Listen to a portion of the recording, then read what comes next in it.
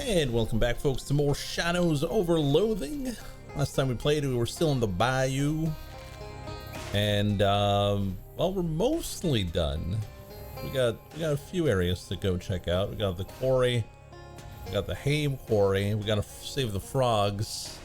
There's the Flemberg place and the Gator Fortress.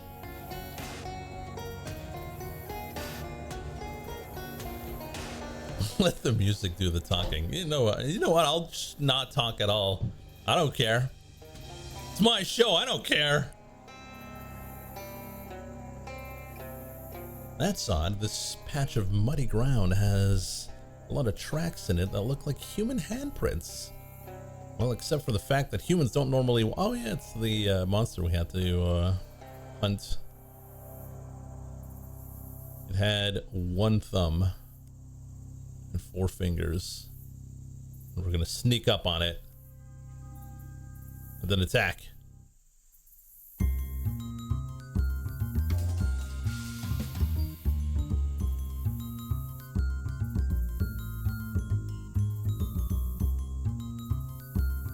Blam!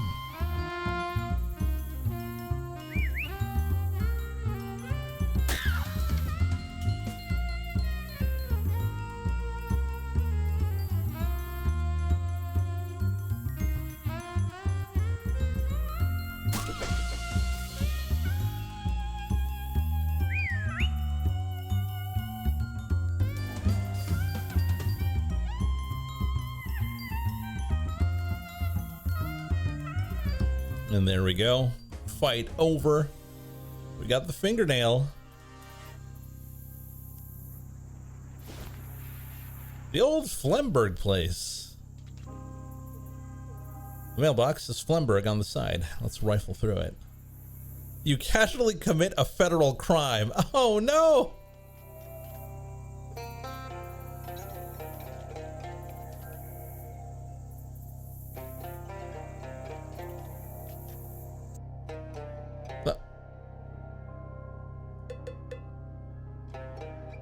Very small man inside the machine is clearly trying to get your attention.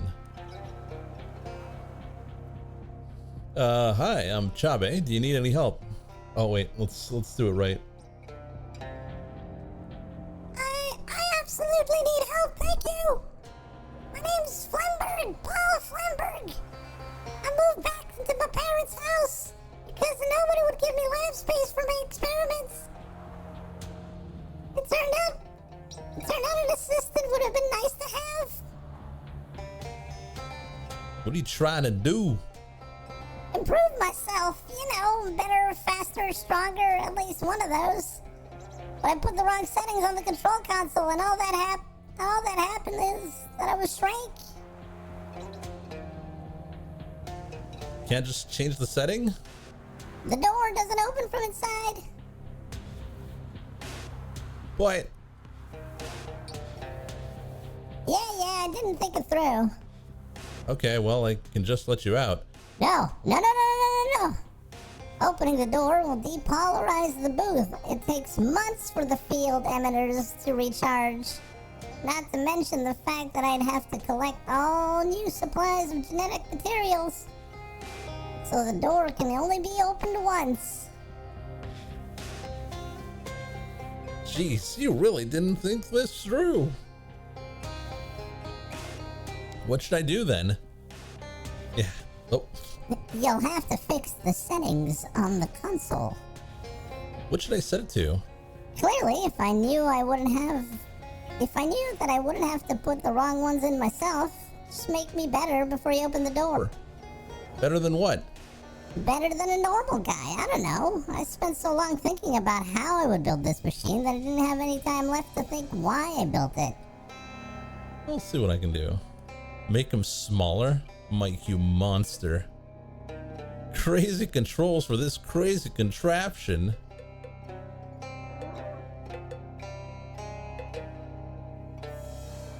Next to the workbench, there's a pile of much smaller workbenches. I'll take one.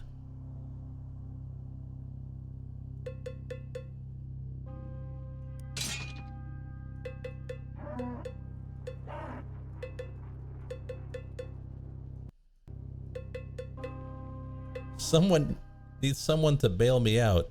You got this. Hey, thanks.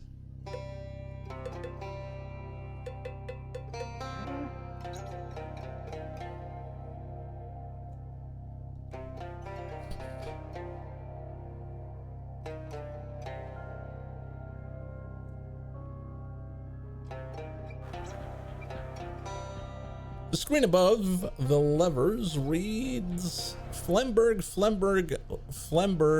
body Flemberg, head Flemberg, lungs Flemberg, pituitary fly, hat fly. Flip the hat lever. Flip the pituitary lever. Flip the body lever.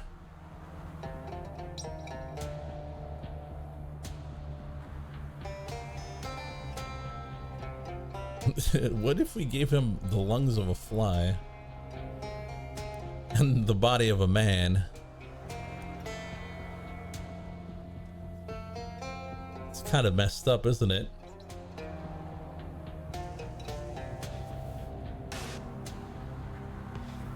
Let's give him a fly hat. Oh, there he is. He seems to be 100% Flemberg at this point.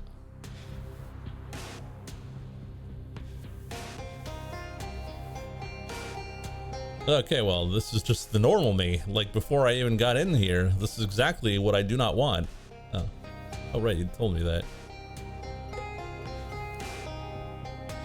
Not a fly hat. You're gonna have fly body and fly lungs.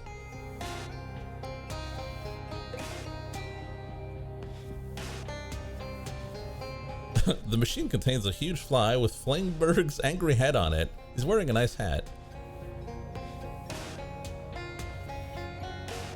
Flemberg opens and closes his mouth a couple of times, but he seems to be unable to say anything, which clearly upsets him. Not the lungs. You're right.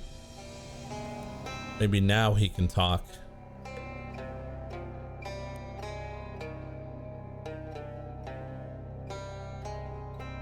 Oh god, 1 sec, I'll try again. Oh, no, wait, this one's pretty great actually. What? I can fly? I have the proportionate strength of a fly scaled up to a human size. What's not to love? Not yet.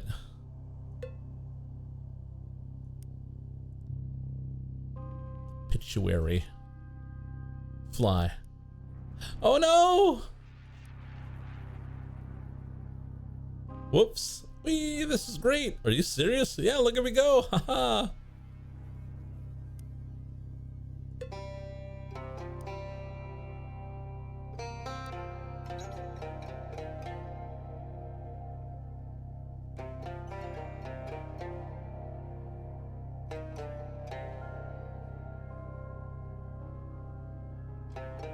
Alright, we'll give him this.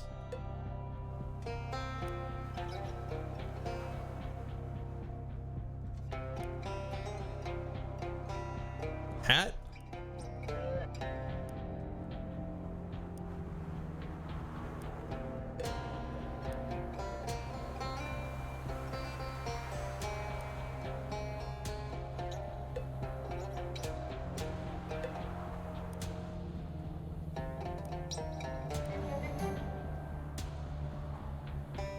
You let Flemberg out of the booth. Heck yeah, I can't wait to get up to all kinds of giant fly stuff. Before you go, I need to get a chest hair off of you. Do you still have those? Oh, okay, well, whatever, sure. I think it's for... I probably don't want to know. I'm out, see ya.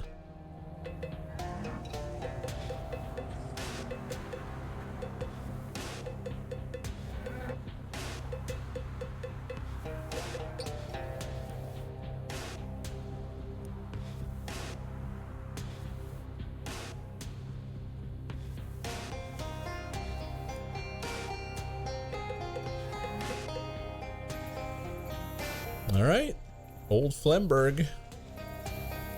Fly away from here.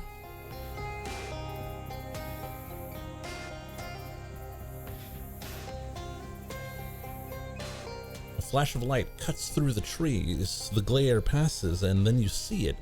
It's poking its head out above the canopy. A telescope! Why, you fancied a telescope ever since you were a young boy. You'd press your nose to the window of the telescope shop for hours, until the proprietor would run out and threaten to tan your glutes with a tripod. And I still want a telescope. I think you're thinking of someone else. You've waited long enough. Go get your telescope. Telescope in a greenhouse. Hell yeah.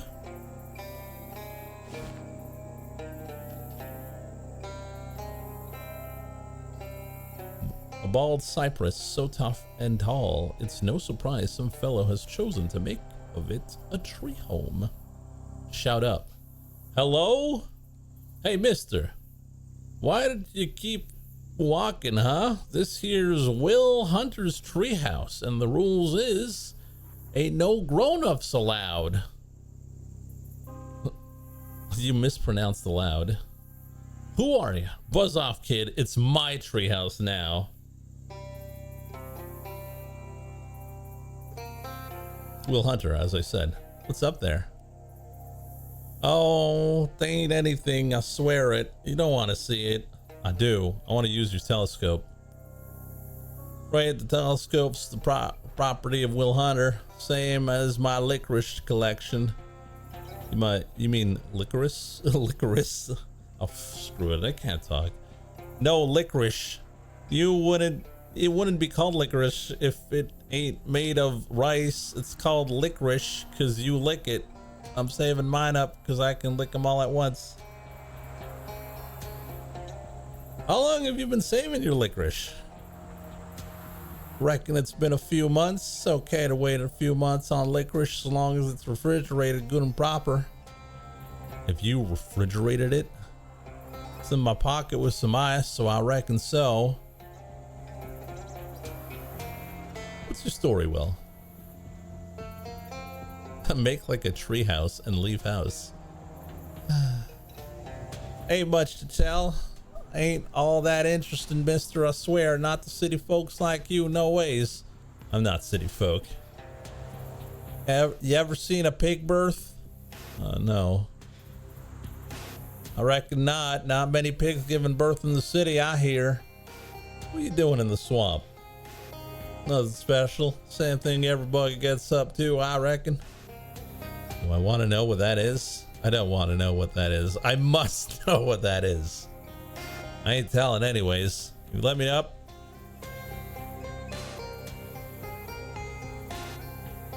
No adults ever been up Will Hunter's treehouse, and I ain't fixing to break that streak, not for nothing.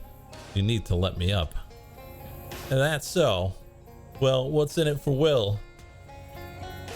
You like meat, kid? Oh no! As much milk as your belly can hold. Oh no! Aiding my vital mission against the forces of evil. Mission, huh? That like a job? I ain't got no job, mister, and I ain't need one. I am fixing to get by my life through general scampery. Sounds like a no on helping you up the tree. We'll just climb up. Enough of this. It's time to clasp your robust limbs around the trunk of the wet shedding cypress and begin to shimmy. Hey now, this is a private treehouse. Stop or I'll tan you till you can't stand up.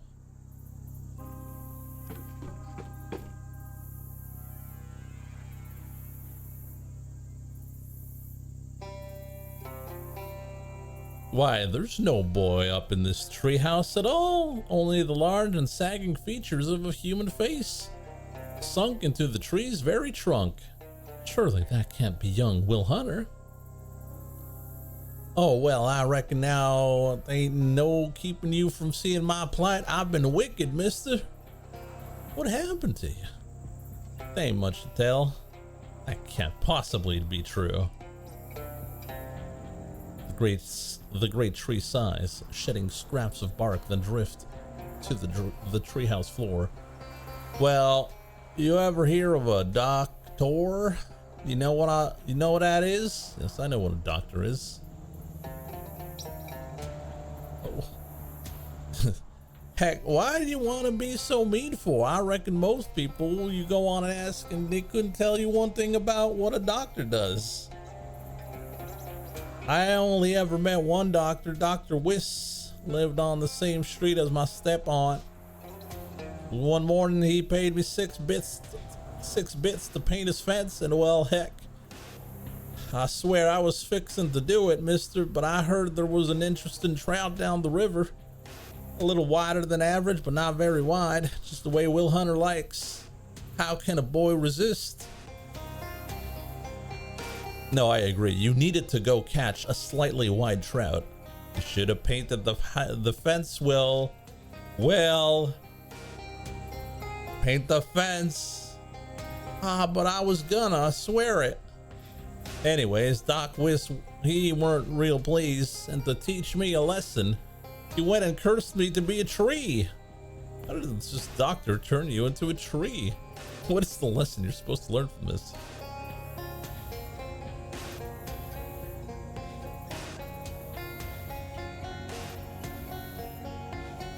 What lesson are you supposed to learn from this? That I ought to paint fences if I says I'm fixing to? Yeah, I guess that's it. So it's about all I can think of. How did this doctor turn you into a tree? Don't ask Will Hunter how. All I know is doctors, they got all kinds of powerful tools, tweezers. Eye chart, could have used anything. Can you end this curse? Well, that doctor told me I'd be a tree till I could make good by painting a bunch of fences all around town. Odd enough for me to do that like this, I tell you. I could help you. Mr. Paint Fences? You wouldn't want to do that. Sure I would. The wind picks up and snaps off a few weak twigs, but Will doesn't mind. Say, that's real swell. Thanks a lot, mister. That doc who cursed me had a nice white picket fence, and he said something like, Will Hunter's gonna paint 3 more fences just like this, just like his, or he'll be a tree forever. Paint 3 fences, got it. I can get my paints and brush out of my knapsack. I just hand them to you, but I'm a tree. Is there a ladder you can put down? Suppose I can. Ain't a ladder in the way you and I know it, though, but a part of this tree that I can sort of waggle around. If I were still a boy, I'd reckon you'd say it's like my fingers or nostrils. Will Hunter extends his long arborescent fingers and or nostrils through the hole in the treehouse back to the swamp floor. You should be able to climb down those nostrils now. I'll see you around, Will.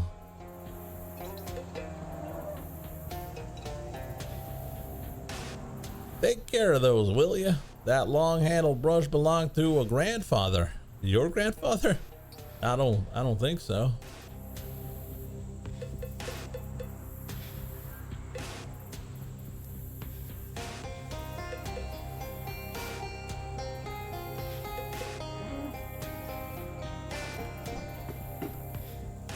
You really gonna paint fences? Well, I'm more there to stop the curse, you know.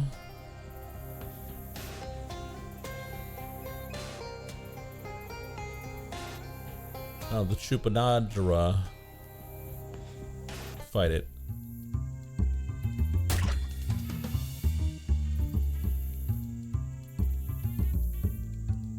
Oh, we've got a lot of health, this guy. Fortunately, he's gonna die to sugar.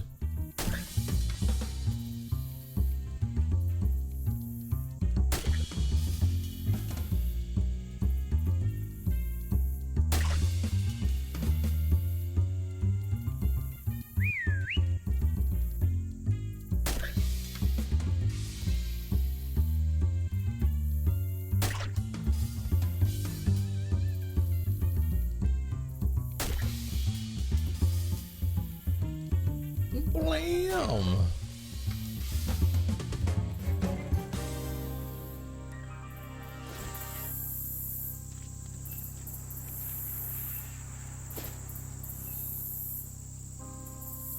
There's a grisly sight. The carcass of some kind of swamp animal covered in huge ticks. No, wait. Some of them are buzzing around in the air. Are they actually wasps? It turns out both things can be true. They're tick wasps, which are notable for being the only insect that can stab you with both ends.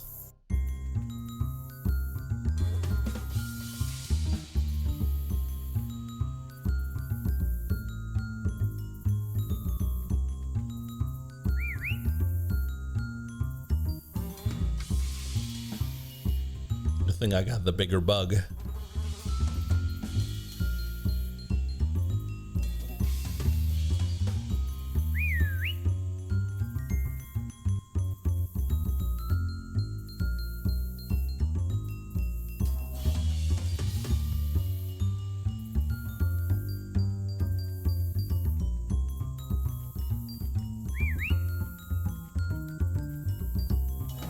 Hard carried by Sugar.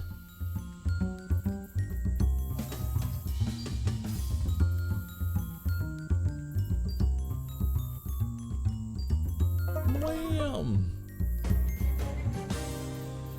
Extra blood.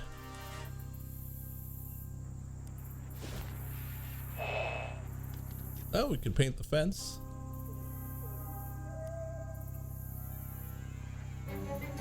Looks pretty clean to you. Sure does.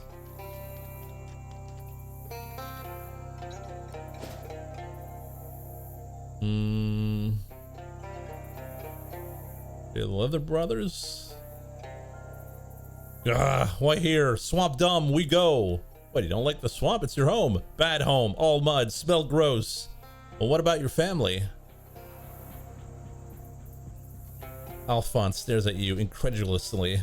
Oh, come on. Surely this place is good for something. Yes, make angry. I love this place.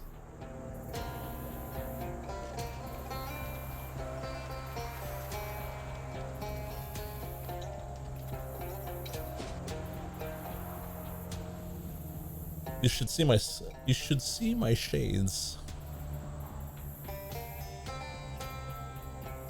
Find food, you take. Oh, thanks. It's a shadow pickle. Where'd you find this? Hole? Did you elaborate? No, shut up.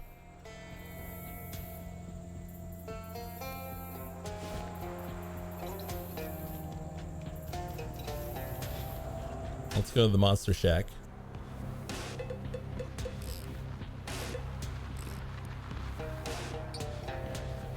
Well, you were right about the boss man. See, I told you he was real. Real tough. I got you this mustache as proof. Oh my gosh, that's amazing. Thank you.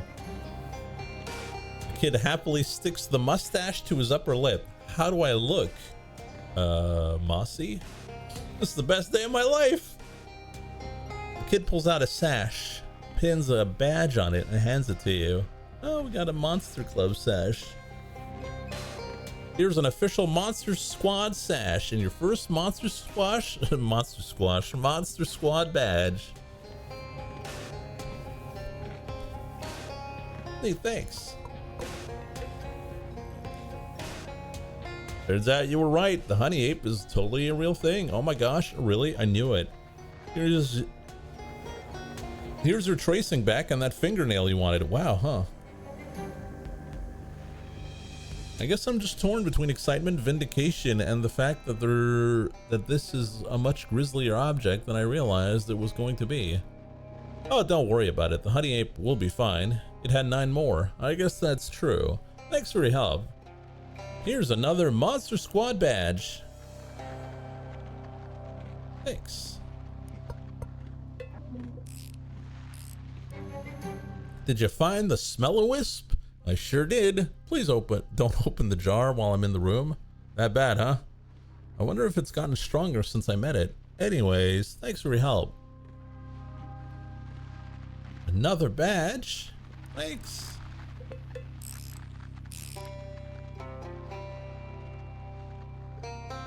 Any luck getting a feather from Barbara Yargara? You mean from one of her birds, right? Right, yeah. She doesn't have feathers herself. We established that. Good. Just checking. Here you go. Wow, thanks, mister. What was she like? She was pretty nice, actually. Don't go in her basement, though.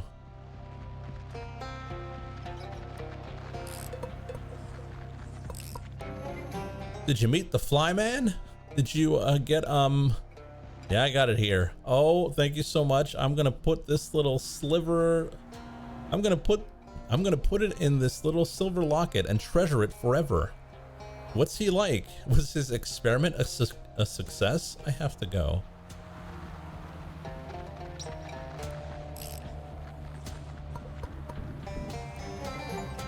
Hey, I got the chupanajara you were after. Well, nearly. I had to tussle with it a bit. Got the job done.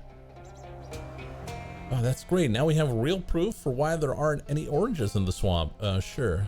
Anyway, here's the nostril. Neat. I'll wear it as a ring. Okay. Anyway, don't go near that part of the swamp for a while. It was real mad. Well, did the cat talk to me now? Oh. Probably because I'm not wearing the sash.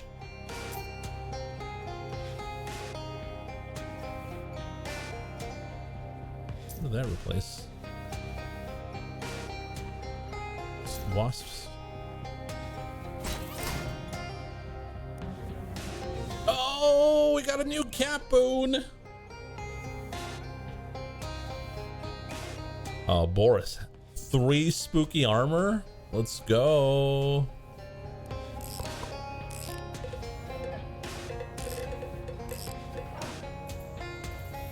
You come talk. Oh. Hey, human, I go now. Oh, you're leaving me. Family near, I check, come back.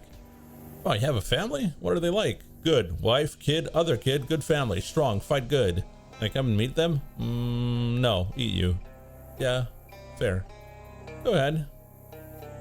You walk, you swim, you walk, go home. Home now, good house, big chains, very metal, picket fence, good home. Check family? Rah, family fine, family strong. Check anyway.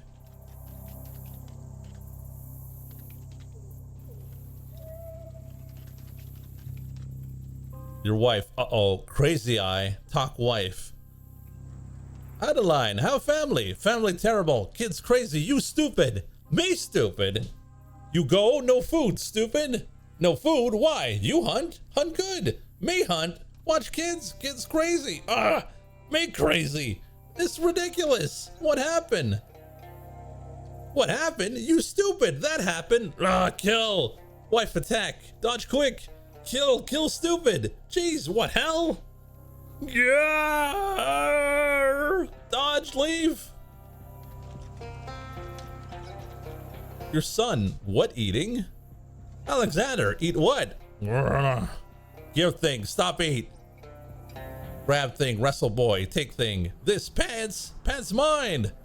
Gah, care not. That's stupid, not boss.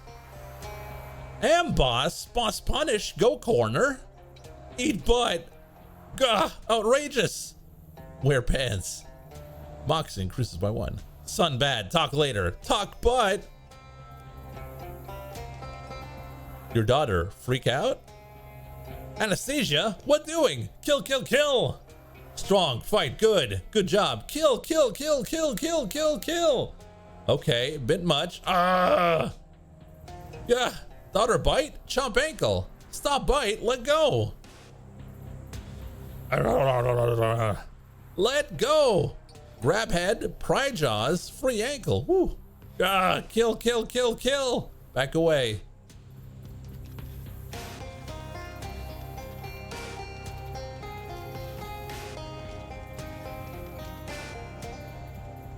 Fridge empty? Why empty? Good hunter is always full.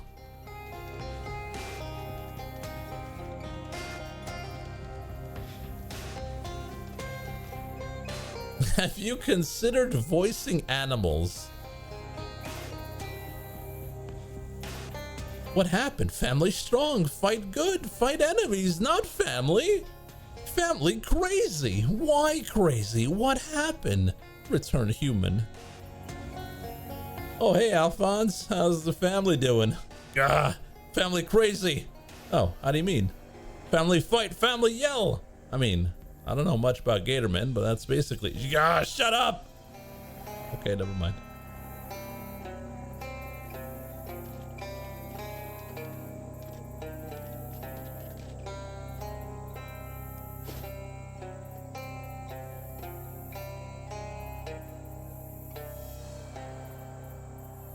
Honk.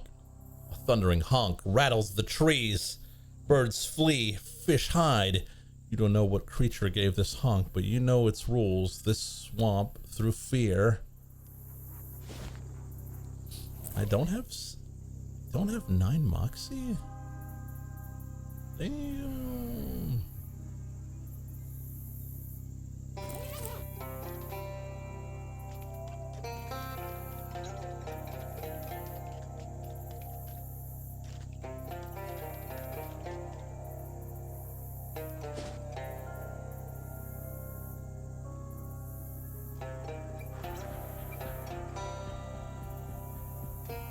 I'm gonna assume the Moonshiner's shack and the Flemberg place will have our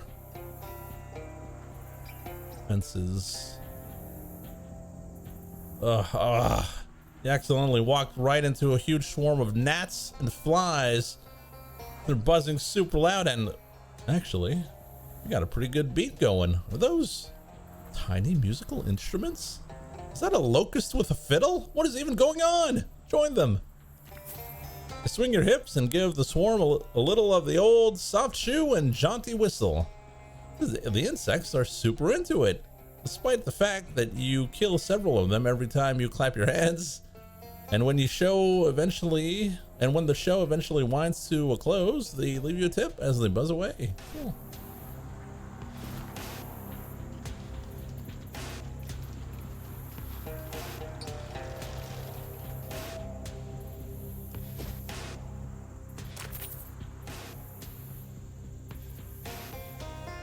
A burly hunter trudging through the mud gives a holler.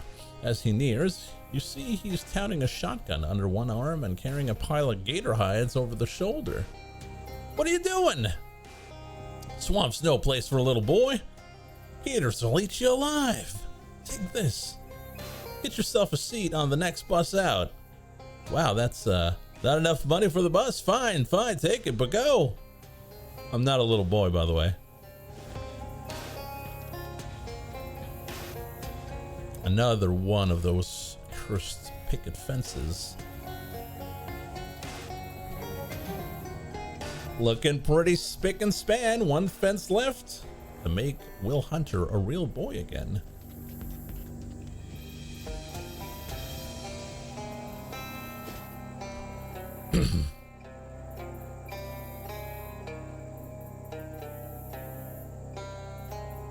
Where would there be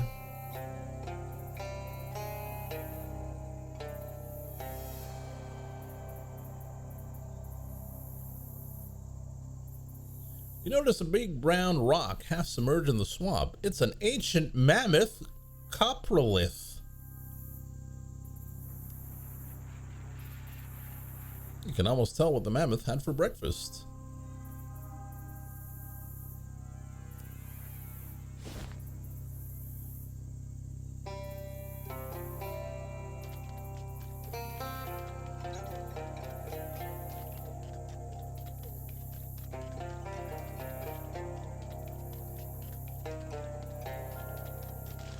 Well, Gatormans don't have a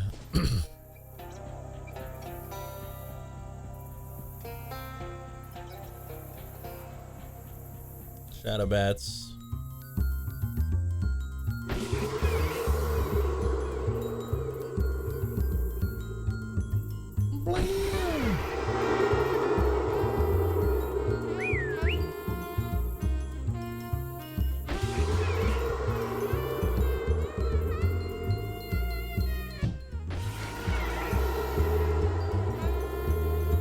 What if Hunter was never a boy? That'd be pretty crazy, wouldn't it?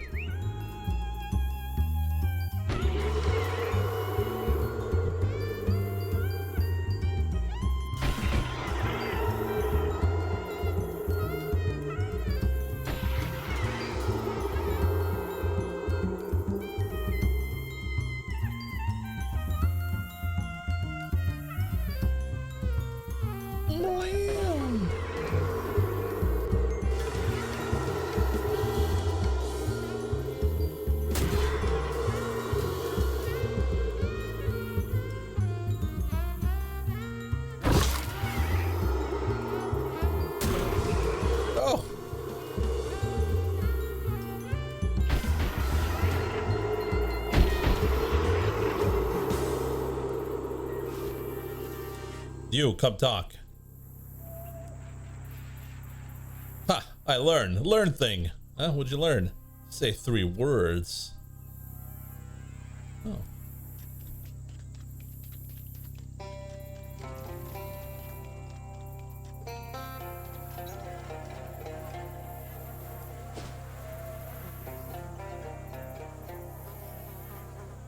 You find the arm of a traveling salesman sticking out of the ground. Given the condition of the arm, it seems like the body is it's attached to must have been down there for quite some time. Grab the ring. Give the arm a proper burial.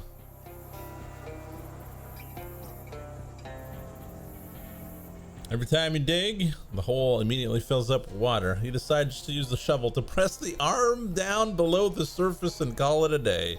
It's a day.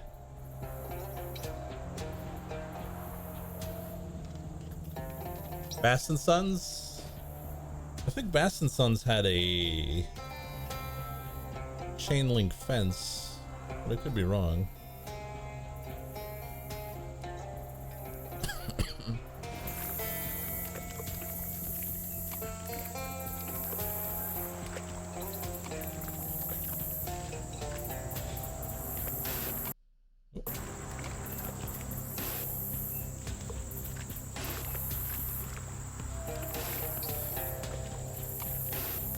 No, I think you need a picket fence.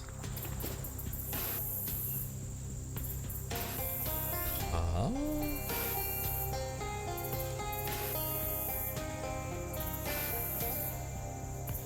The bus stop?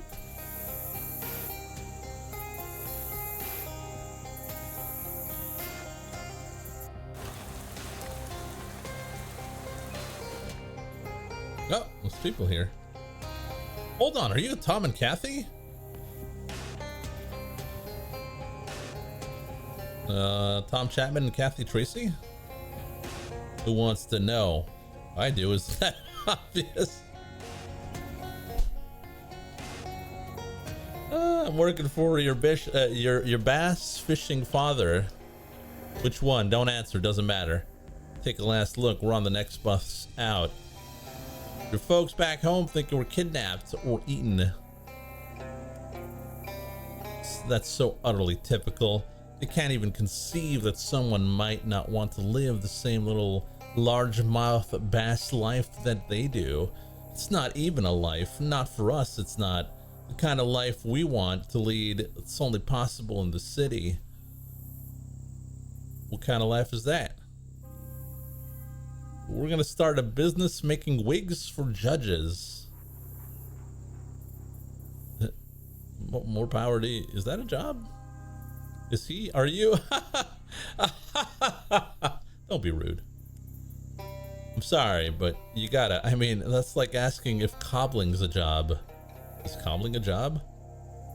Now, you're not gonna get me with that again. I don't think judges wear wigs in this country. It's going to be an international company. That's where the money is. If you know anything about business, I need to take you back to your parents. Hell to that. You need to take us back like a bass needs bones. We're not going back, pal. Not ever. Largemouth Bass and Sons is a trap. All we ever do there is repeat the same old toxic patterns that our fathers did. Our grandfathers did. Debone the fish, rebone the fish, debone the fish. What's the point? It's a mindless life. It's never gonna change. No, pal. Not for us. Better die in poverty than to live a largemouth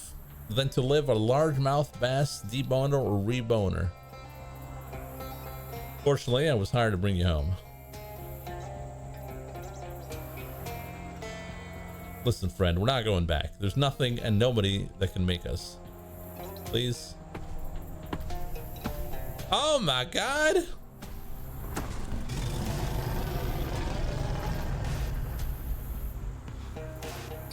No. Occam's Gator, you have no power here. Occam's Gator, that's a real guy? Occam Gator he's the bane of our lives, our family's lives. He's haunted us, tortured us before I was even born. May he be reasoned with. Back. Did you just say back? Miserable back. We will be miserable if we go back.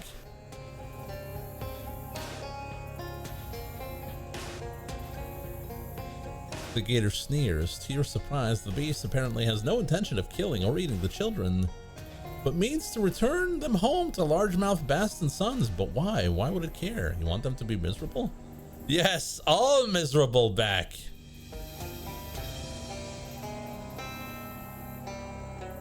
I don't know what Occam's gator wants except our whole family to be miserable. I don't know why else he torments us. What's your problem? Misery. You just want to cause misery? Bass misery. The largemouth Bast and Sons specifically? Why? Why exactly? God. What God? Misery God.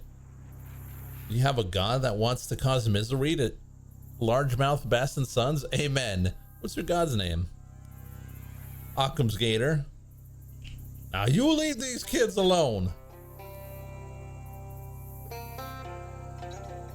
Thank you, but there's no shaking Occam's gator when he's got his mind set to a thing. Mindset. There's gotta be a way we can work this out. Violence. Apart from that, violence, misery. Let's change his mind.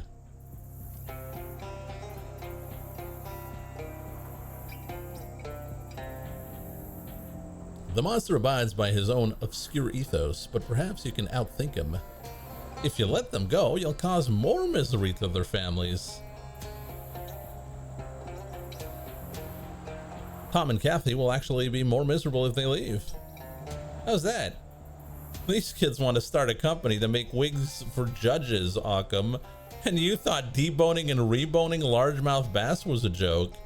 That's rude as hell, what you're saying. What's your company? Something to consider.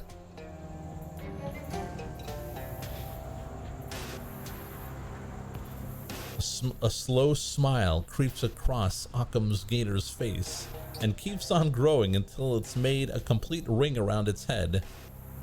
Can you teach me how to do that?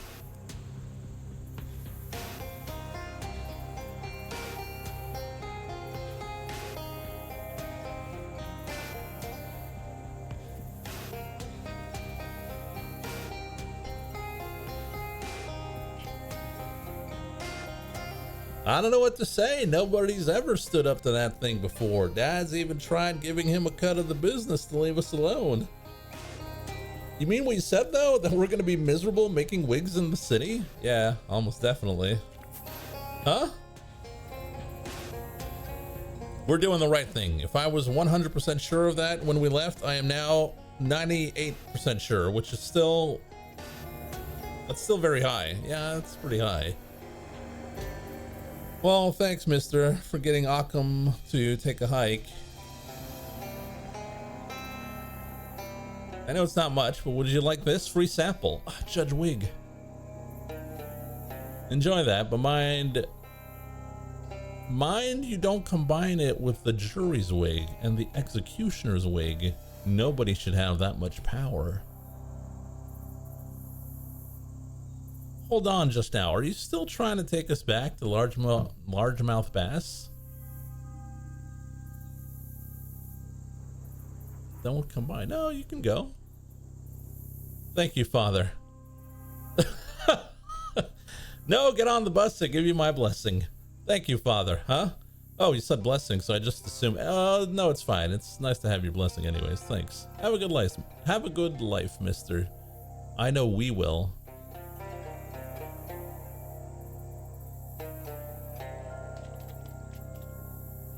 Nah. Let the poor kids dream, all right? No rod? I don't care. I don't care no more.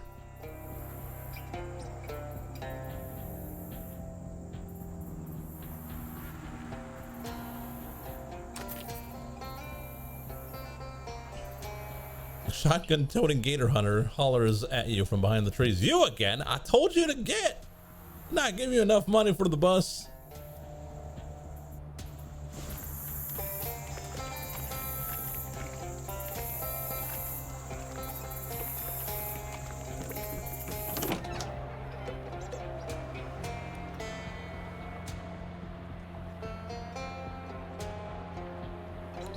Don't you dare show your face around here. You dithered, and now Kathy is lost. I received a telegram from her, and now she's throwing her life away, chasing the Judge weak dreams of youth. Occam's Gator is real. Yeah, I know. Are you concerned about the future of the business without Kathy? We'll suffer a setback, as we've always done, but our plan to rebrand as Largemouth Bass and Sons and Daughter will have to be put on hold. A pity. The name rolls off the tongue, which would be appropriate, as that's how we slide the fish bones out. Sorry about your daughter. I hope she'll realize the mistake she's made. Her mother did always tell her, don't throw your life away for a man like I did. Meaning you? Huh. Now that you mention it, I wonder.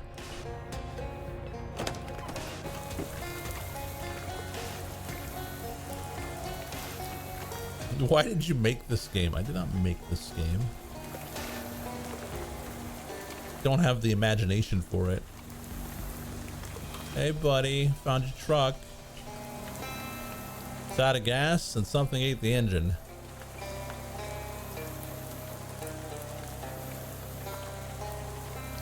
Rats. I don't know where I'll find a new engine. And I really need that truck back. I left an egg sandwich on the passenger seat, and I'm afraid by now the egg will have hatched.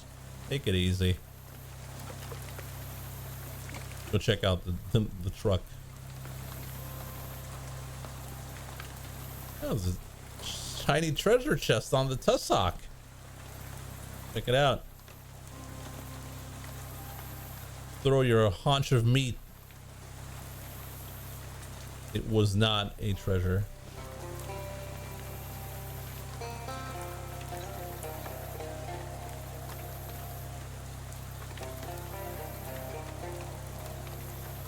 You detect the faint scent of something eggy in the air, but see no sign of the source. A newspaper left on the passenger seat is open to the classified pages. Circled are advertisements for Mr. Rat's Hotel for Working Women and the docks.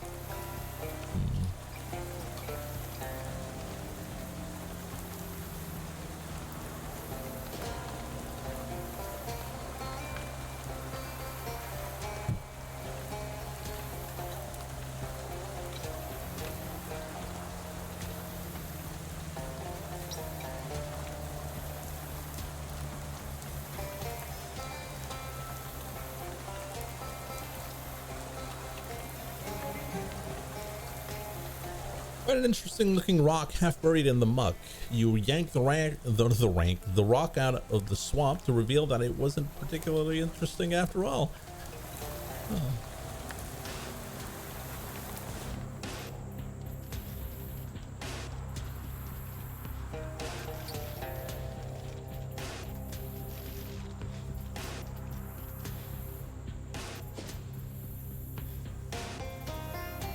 I don't know where the fence is.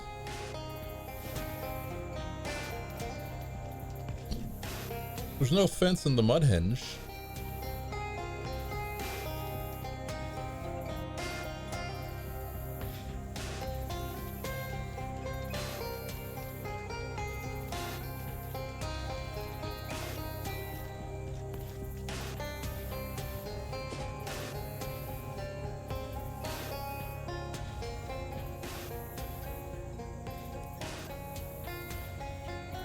Yeah, that's gone.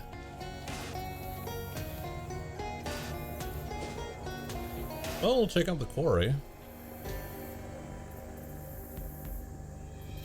Oh yeah, the vampire. Feldman Quarry, keep out. We got the Quarbatic.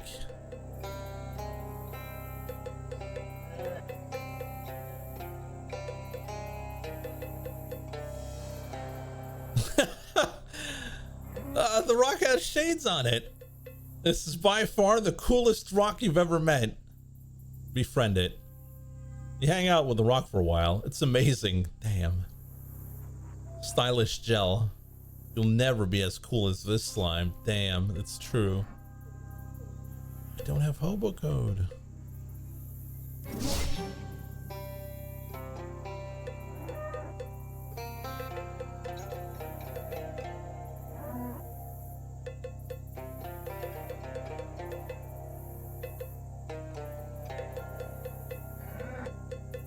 $14 hobo though. I'm going to the bus stop. We're going back to the hobo area.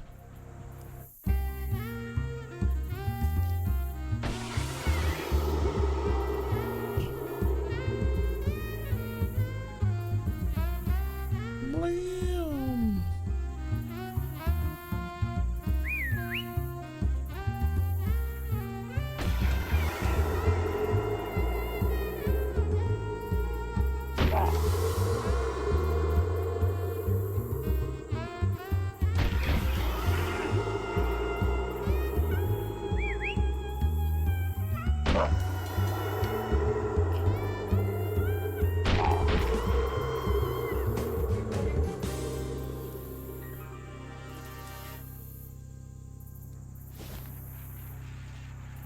Oh, maybe this?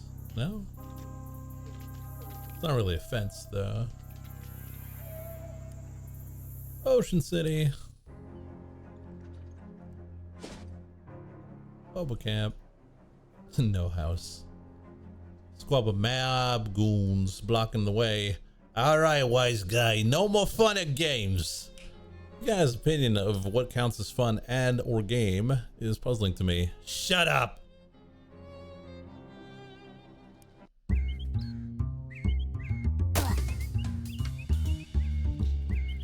No, there's also the other quarry.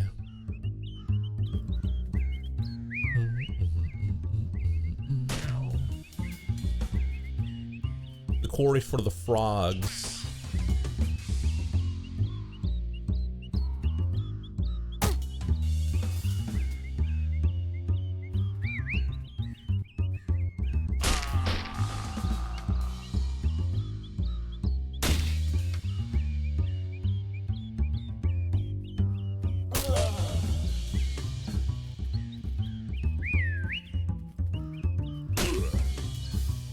I like the bird singing the theme.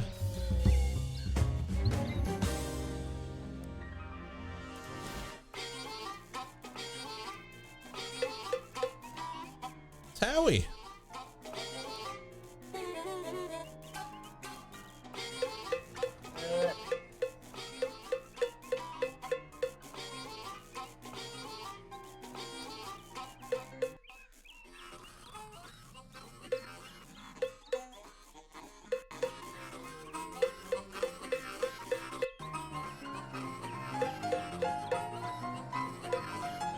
Gator Hobo. Hello. Oh, hi. I see you found the place. Yes, thanks. Camp good. People nice. Glad to hear it. By the way, my name's Chabe. Hello, Chabe. Name's Agamemnon. Have you heard any new hobo code? Yes, I share. He teaches you some symbols, mainly concerned with hunting and dentistry.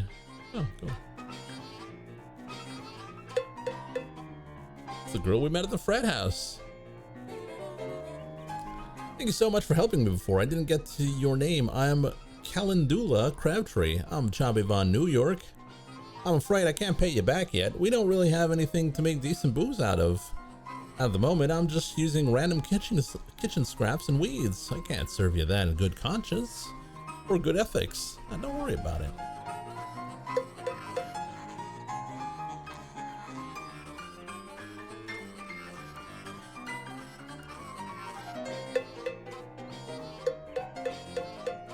It's Beanie.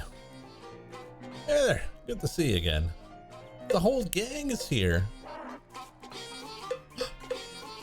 There's an old gravestone here. Pepperidge Dauphin. What the heck? Pepperidge Dauphin died 150 years ago. And that man in the boxcar was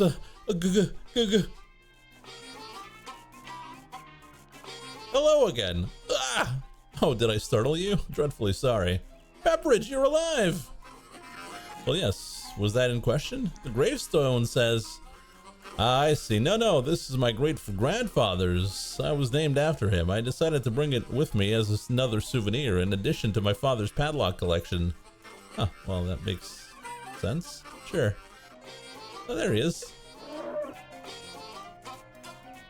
He's still adjusting to orthogonal life, as we all. How's it going, Pepperidge? Oh, quite well. It's a very nice little community we've got here. A marvelous first step on my new path as a world traveler. Nice. I hope it goes well for you. I'm quite certain my travels will be completely free of danger or violent misfortune. You know any hobo code? I have learned since my arrival. Yes, least I can do after the help you've given me. Here, I'll write it down.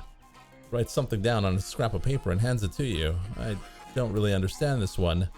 He takes the paper and rotates it about 30 degrees and hands it back. Oh, I got it. Dumbass game. Let me ask you something else. Actually, I've got nothing else to ask. Sorry about that. That's quite all right. No need to apologize.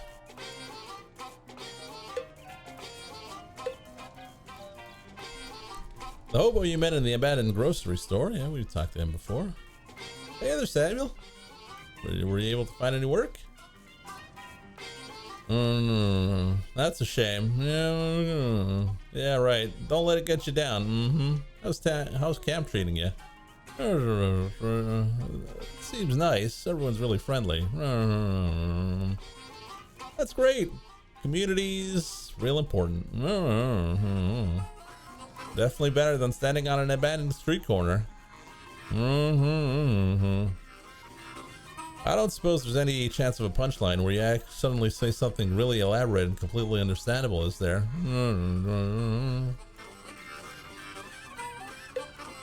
We already saw that joke before. Hey, Dusty. How come we don't have a Dusty in chat? We got a Rusty in chat, but no Dusty.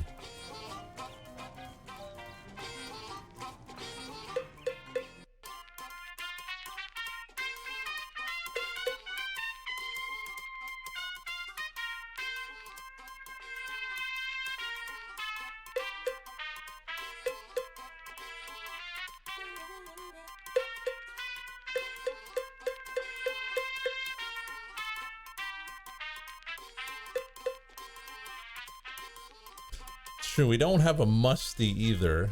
Fusty's not really a word.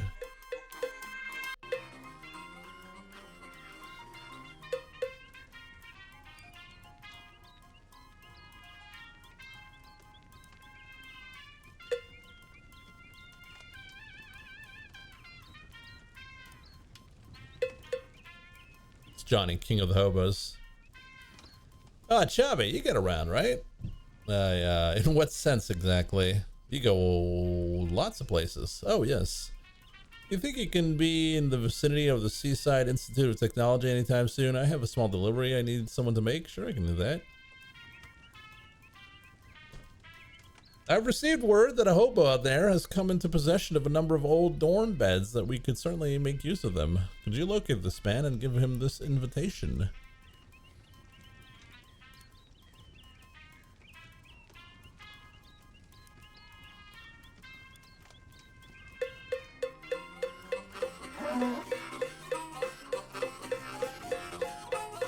Fusty is a word. It means smelling of decay. Is it?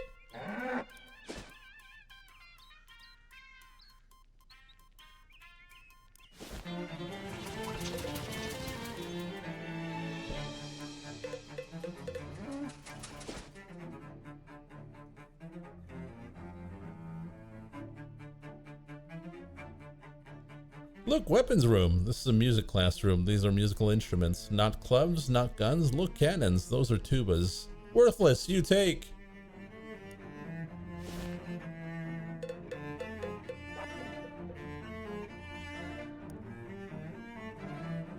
The Hobo King requests your presence.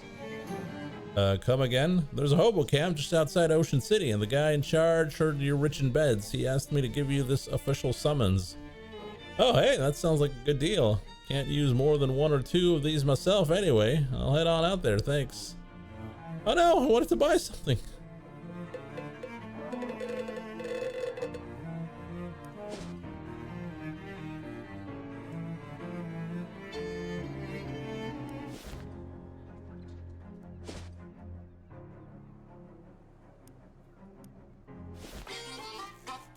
Oh, there he is. Hey, my messenger friend. I never caught your name. I'm Chabe. Thanks for pointing me here. Business is booming.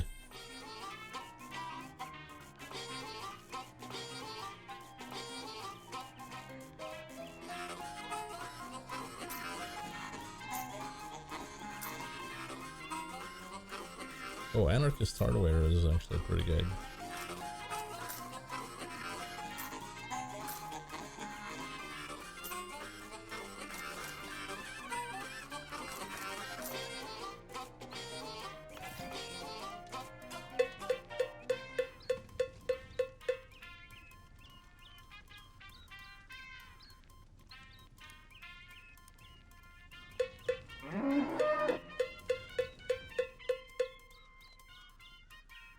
Go back to his old store and paint the fence.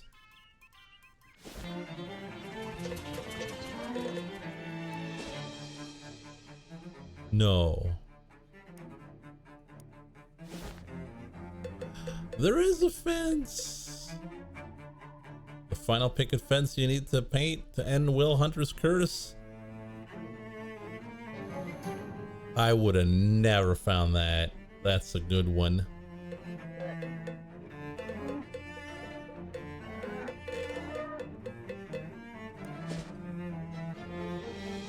Back to the Big Moist. Back to Will's treehouse.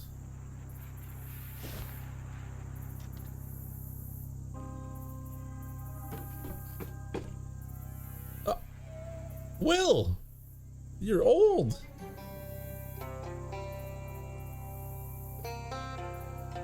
Well now, that's funny. Earlier, there wasn't an old bushy-bearded man in the treehouse, and now there is. Not haha funny, but perhaps haha harhap. Why, mister, it's me, it's Will Hunter. It worked. You lifted the curse with nothing more than the paint and a brush. Why are you old? Old? Will Hunter old? Huh? I'll tell you what, mister. You're only as old as you feel. That's true. It's true. Only as old as you feel. How old do you feel? Early 70s. No. Will pats his gaunt stomach. Suppose I've packed on the years. Kept on growing up while I was in that tree. Some ways I was probably better off staying in the tree, because I would have lived about forever. But nah, I gotta be human. How else would I do my mischief? Various mischiefs. Can you give me an example? I may have skipped out on a Sunday school once or twice. Anything else? I stole a horse station. I've never heard of a horse station. Cause they ain't there no more. Are you all right? All right, look at me. I can waggle my toes and waggle my nose. I got bones in my hips and blood on my lips. I'm a boy again. I got the old flesh back, mister. Ain't never been better. That's great, Will. The only thing I still got, the only thing is I still got tree sap coming out when I sneeze, but that's a different curse. Can I help with that one? Nah, the thing is, that curse can only be lifted with the power of imagination, which, as an adult, you've lost. Oh no. What will you do now? Oh, it's been a while, but I seem to remember on that day I was supposed to whitewash that fence. Instead, went trout fishing. I was also due down the courthouse to help a man wrongly accused of murder. Oh no! How long ago was this? July? What year? It's, well, I'd say 1876. It's 1928.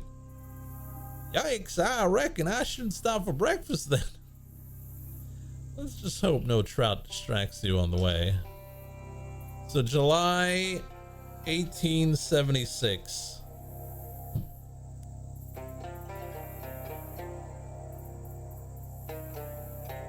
Now hold on, you got me out of that tree, sir, and Will Hunter won't let that go unrewarded. Warrant?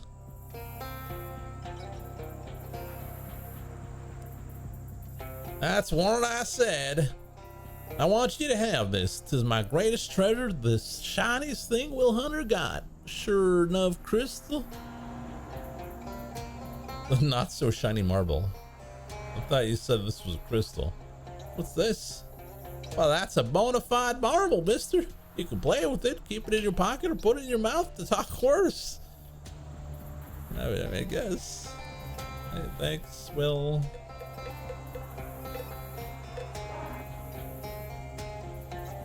I wanted the telescope.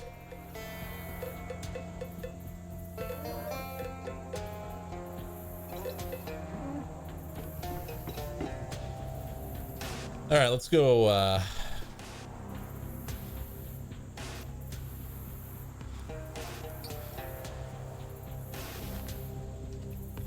Going back to Ocean City. We're gonna go check out the Watchful Eye because we want to go. Was it 76? See if the guy died.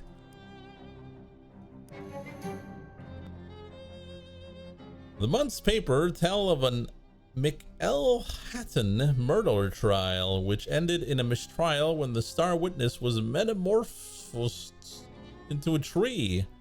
The third such incident that year. Mr. McElhatton praised the outcome as a victory for the rule of law and forestation. I suppose so. I suppose so. Hey, Fancy Dan. Found a case of whiskey. Bye.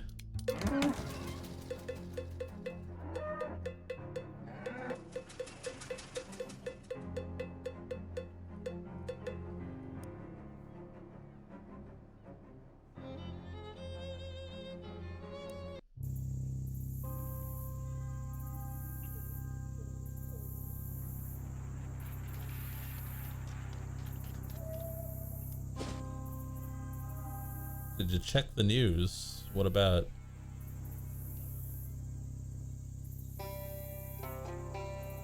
Yeah, I literally just did that, Deb.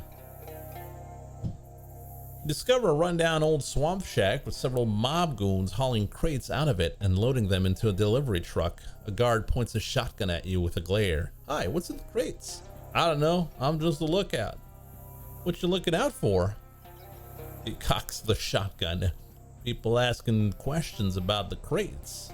Trick him out of his gun. Look, at the rate you guys are loading up that truck, you'll never get out of here on time. You go help with the you go help with the crates, and I'll stand guard. Come on, pal, before the cops get here. Okay, yeah. Oh, better lend me the shotgun. Can't stand guard without a shotgun, right? Oh, we got a shotgun.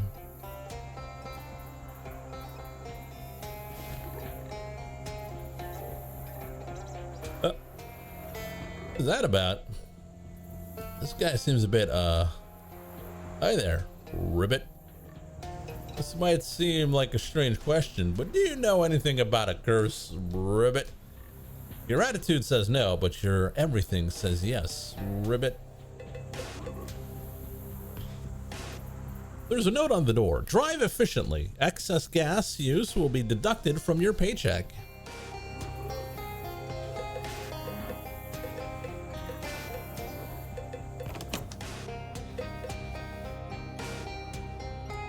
Hi there, Ribbit.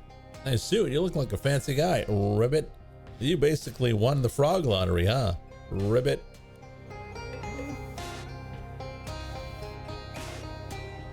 Ooh. It's all books on management with titles like Shaking the Invisible Hand, You Deserve More, and How to Get Blood out of the Turnips You Hired. Oh, and this one actually looks interesting. Advanced Scowling.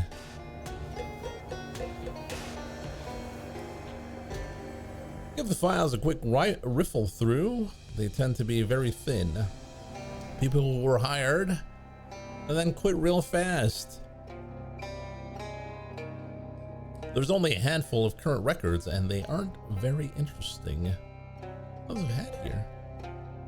The hat rack is dressed like a cowboy. You end the hat rack's childish game. We get an intimidating Stetson. Okay.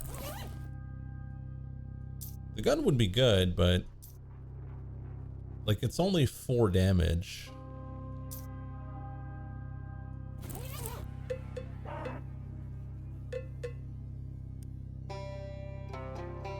You find a key labeled mess and a gun labeled best in 2 different drawers.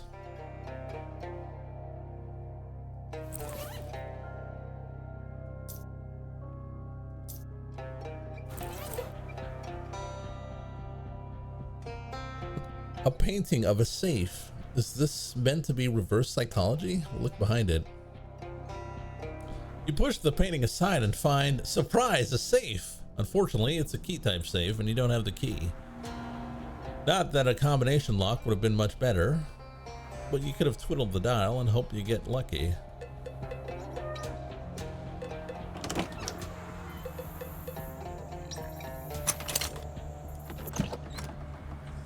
As advertised, it's a mess. From the looks of the crust on these dishes, the food here wasn't very good even before it was spoiled. Range doesn't have a gas line connected to it. I guess you could warm something up to room temperature. This table is swarming with flies. Looks like these people got hungry. They started eating the cabinet doors. Search the last drawer. We got a paperclip and a match.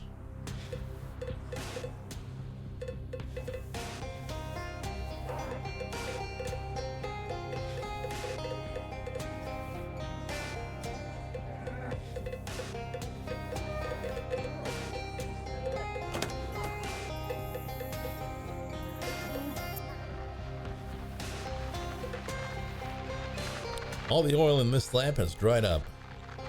There's only one bed. The S on that bunk sign must have been a typo. Some cruel soul turned this radio to static and then walked away. Presumably, these lockers are where the employees keep their personal possessions. Check them out. Frog lady's watching. Seems really agitated. This lady seems real nervous about something, although the way she's hopping around the floor makes it difficult to judge her body language. Hi, ma'am. Ribbit. Can you tell me, can you communicate to me in some way anything about the curse? Ribbit. Oh, please don't do that thing with your neck. Ribbit. Ah, it's gross.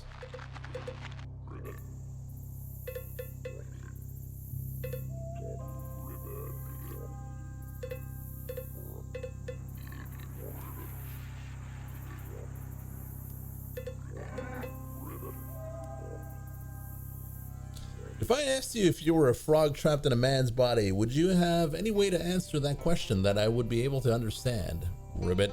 I guess I don't know what I was expecting.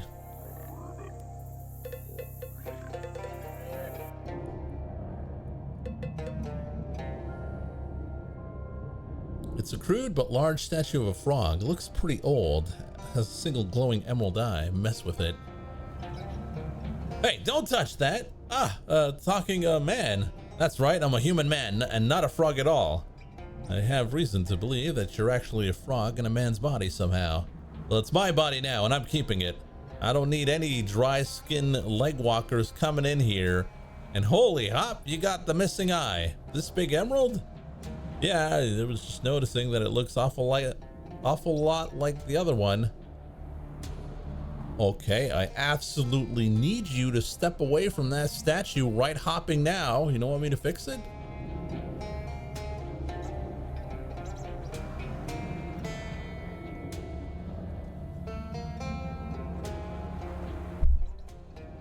It's very important. It's an ancient idol of the frog god, and when the humans blasphemed against it by removing that eye, this particular human right here, I might add, they were cursed with the great croaking one's righteous fury. Oh, so that's why all the people here and all the frogs in that bog nearby, yeah, you guessed it, it's the old Freaky Friday routine. I don't know what that means. Forget about it. Point is, the humans did the crime, so now it's the frogs' time to shine. And if I put the eye back, if you put the eye back, it undoes the curse. Yeah.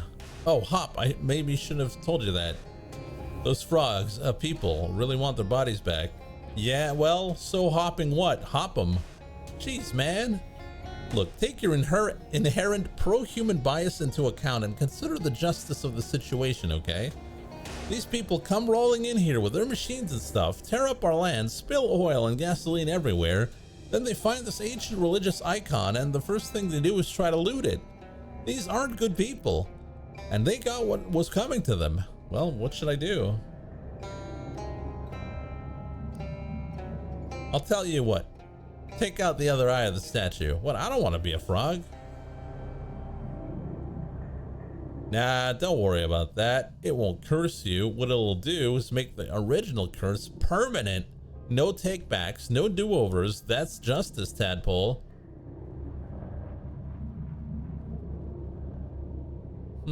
I'll tell you what. I'll sweeten the deal. You can keep the emeralds. Heck, I'll make a necklace for you. You like necklaces. I'm still getting used to having a neck myself. Well...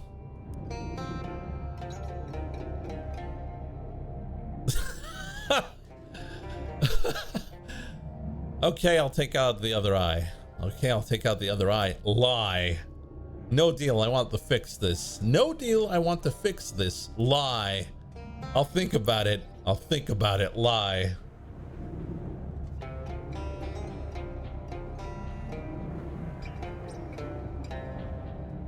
So what do we do?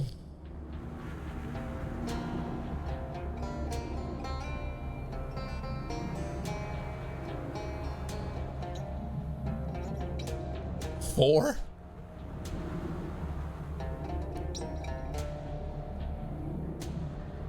Well, considering that I haven't really figured out how to work these fists yet, I can't really do much to stop you either way. But I'm warning you. Put that eye back, you're gonna find yourself on the wrong side of history, pal. Uh-huh.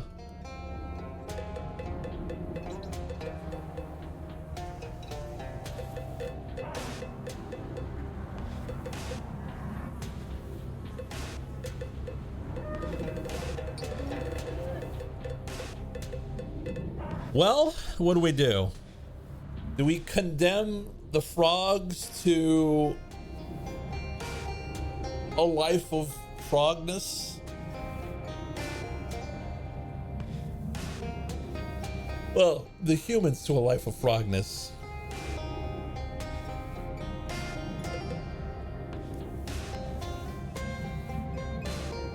We punish the humans. Okay.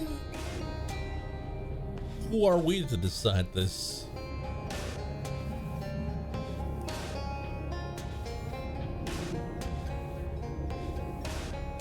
In the interest of full disclosure, I want to point out that this is a one-way decision. If you mess with the idol, you won't be able to change your mind afterwards, so don't mess this up. What do we do?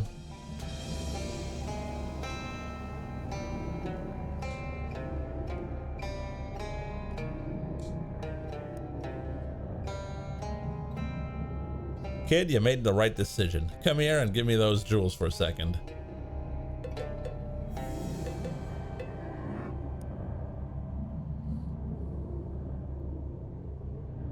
You give the guy the gems, he clumsily twists some vines around them and make a rough necklace. It looks nice. Both the emeralds are now gleaming together. This thumb jazz is harder than it looks. Still close enough for the government work. Still close enough for government work, as they say. They being humans, of which I am now officially one. Thanks a million, pal. What are you gonna do now? Well, as soon as we all get used to driving these weird long bodies around, I guess we're gonna need, what do you people call them? Jobs? Oh geez, I'm sorry. Nah, I think it'll be alright. We got this whole quarry right here, ready to go. I think we can shape up this place to be more ecologically responsible. Might even be more profitable that way. All natural rocks. Well, just be nice to local frogs, okay? No worries, kid. I got what I wanted. No reason to be spiteful. In fact, that reminds me, there's something you can help me with. And it would help those frogs too if you got a minute. What's that?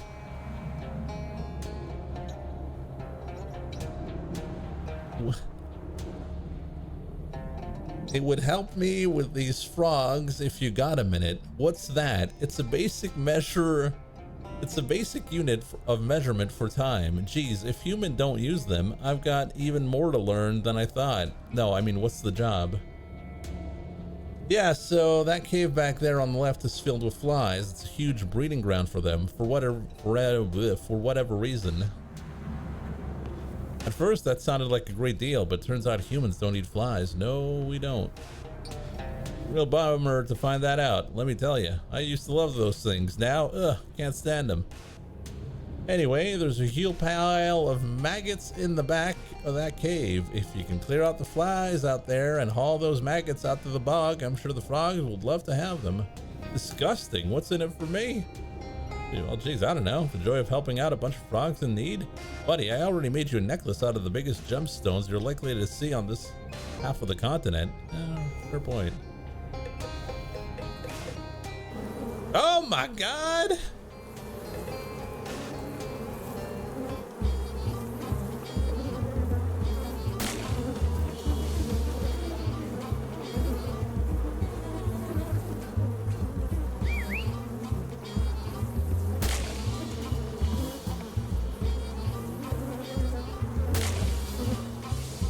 I mean, it's 7 magical damage. Yeah.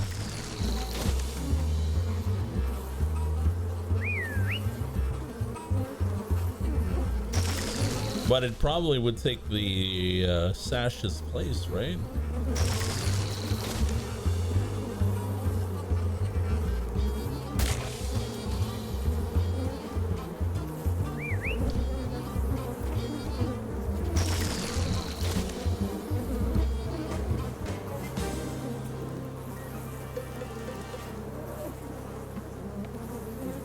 Oh, a vein of extra bloody hematite.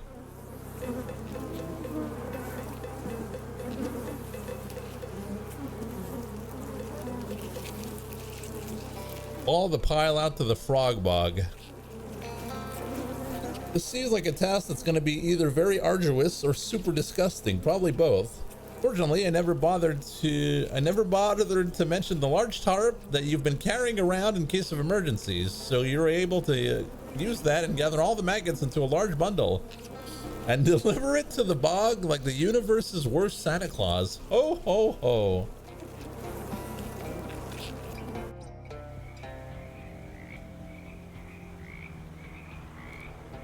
You deposit the huge pile of maggots in the swamp. Hi, I just wanted to let you know you're all frogs permanently now. Sorry about that. Brought you some delicious maggots though. Good luck.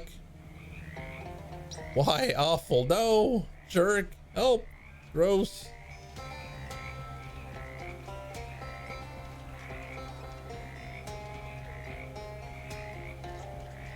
Sorry, guys.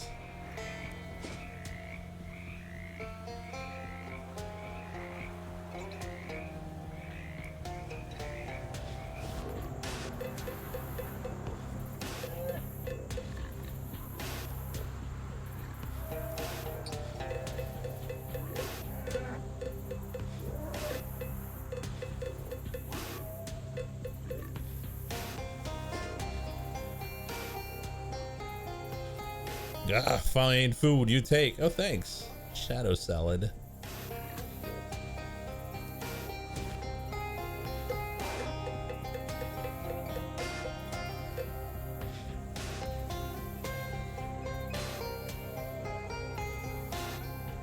The code reads X marks a vein of rock candy ore. Mine it.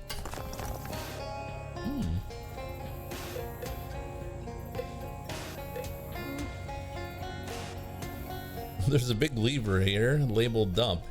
Hee.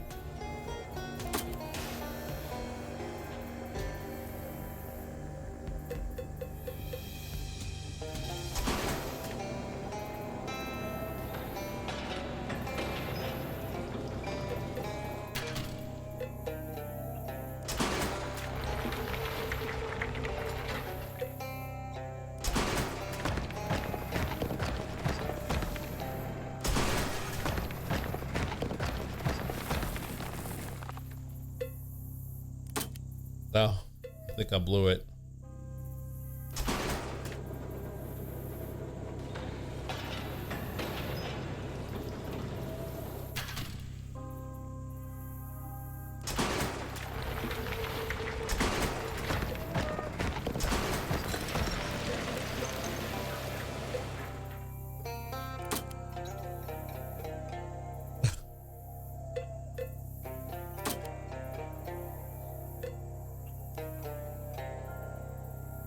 Oh, she needs 3 centimeters rocks. Okay.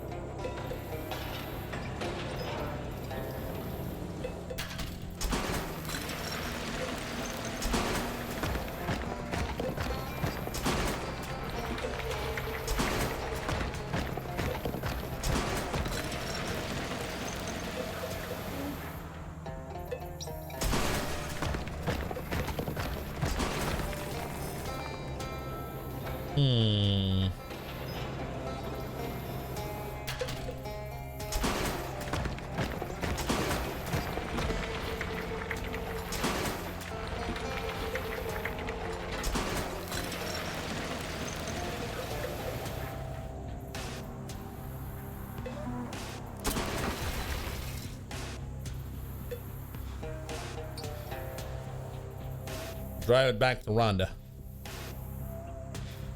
Really? You don't even know who this truck belongs to? Yeah, really. You're just gonna steal it. You know that's a crime, right? I'll bring it back. Well, you promise? Yes, I promise. Sheesh. I don't know. That didn't sound very sincere. Oh, come on.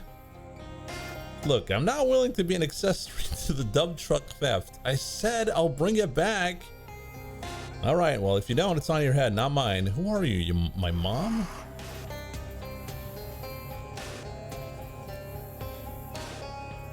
Got your fuel cleaned up. No shinola? If there was any in there, I think I got it out. Let's have a look. She opens a can, pours a little into a wine glass, swirls it. Well, look at that, no legs at all. Did I mess it up? No, it's a good thing. That means you got rid of all the water. Didn't see any dirt in there either. Nice work. Got your macadam, madame.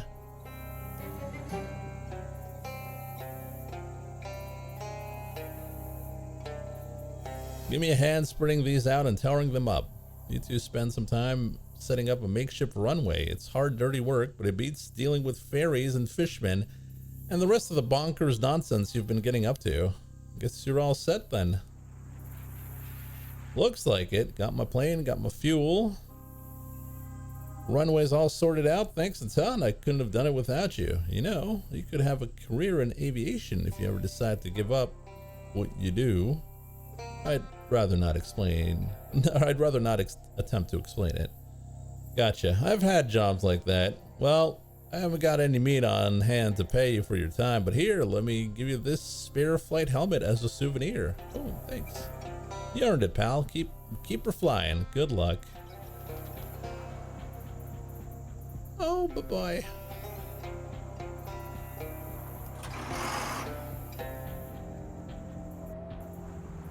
The dump truck is back where it belongs, thanks to your integrity and civic-mindedness. That's right. That's the runway now.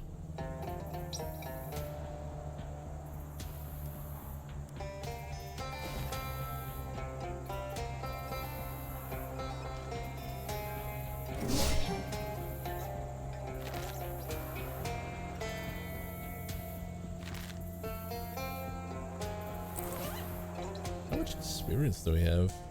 Probably way too much. Let's learn advanced scowling.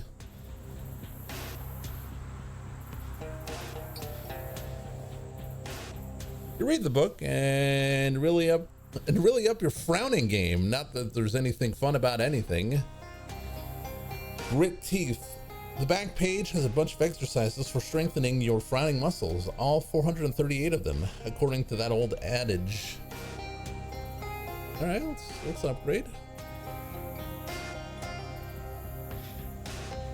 You go through the exercises. It's a lot of work, but you end up with the tautest frowning muscles you've ever seen. It makes you want to smile, but you can't anymore.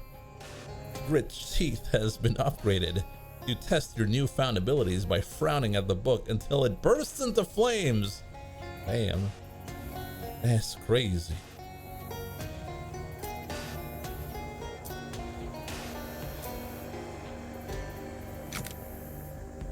Okay, we got...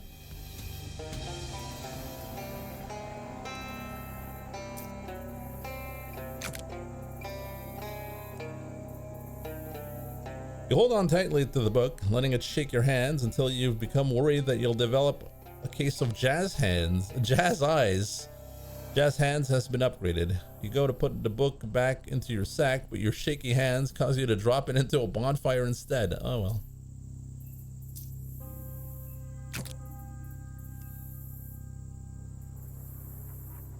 That's the cat, all right, but it ain't the cream.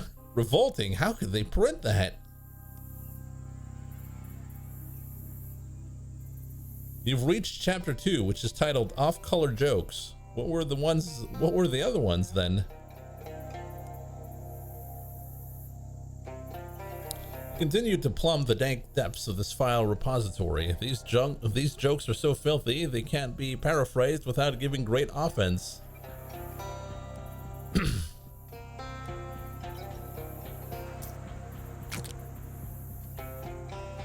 The catalog of the worst smelling flowers on earth is considered the most nauseating book ever written, even before you get to the cannibalism chapters.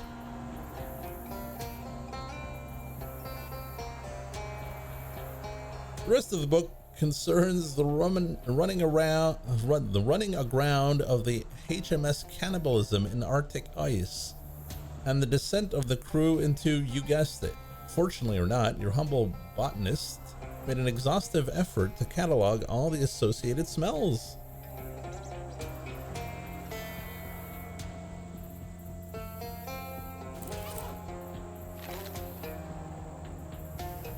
Oh, look at that armor. 10, 10, 10.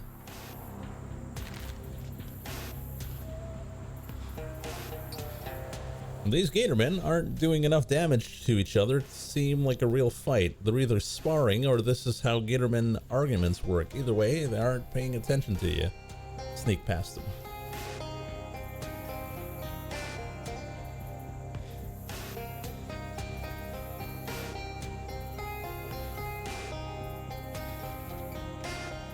There's nothing here.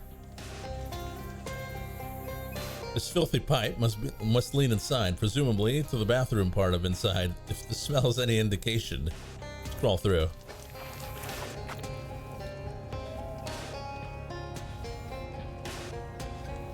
The pipe turns out to be much longer than you expected, with a lot of twists and turns.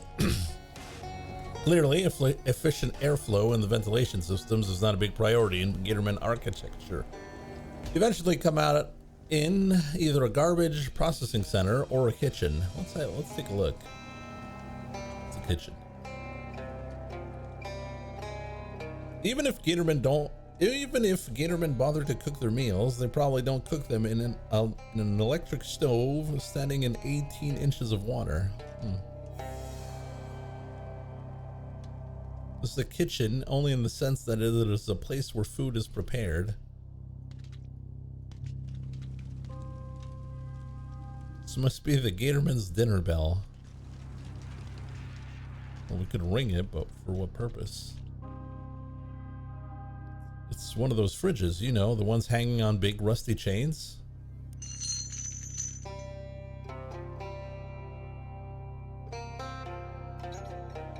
The chain wasn't attached very well, and the whole thing comes loose. You got an item, a refrigerator on a chain.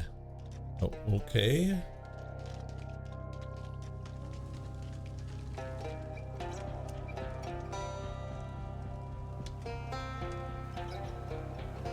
It would be nonsensical and cruel to ring the dinner bell without making dinner first. Nonsensical and cruel is the Gatorman's standard of behavior, so let's not sink to their level.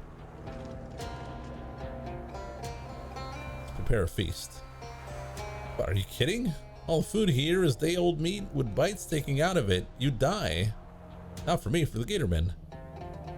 Oh, okay, I get you. Well, there's some big haunches of some sort of carcass strewn about. If you can lift those to the table, you might have the beginnings of something. Prepare the feast.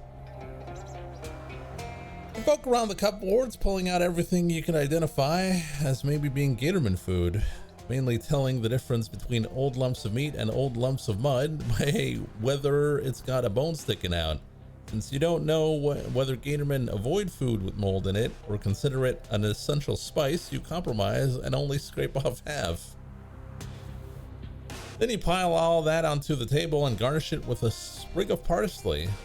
Hopefully this will hold the guards' attention for a while. Bon appetit!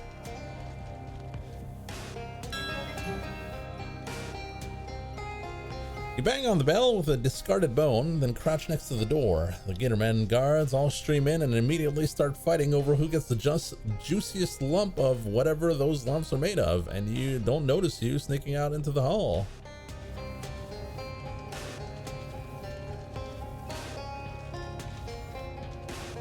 It's Charles! He's in a cage! It's a cage with Charles in it! Charles! Shh, they'll hear you! Don't worry about it, the guards are all preoccupied with dinner. Well, I'm just glad I wasn't invited. You're the adventuresome type and all. You know how to pick a lock? Only with an appropriately shaped key. You'll have to get it off the leader then. I think his room was down the other end of the hall. Okay.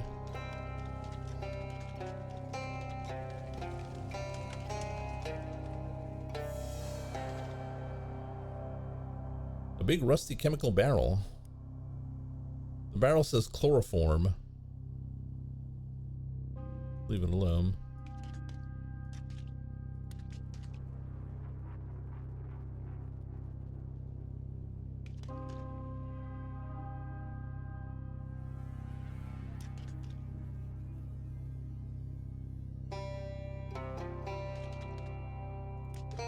Fish in a sack.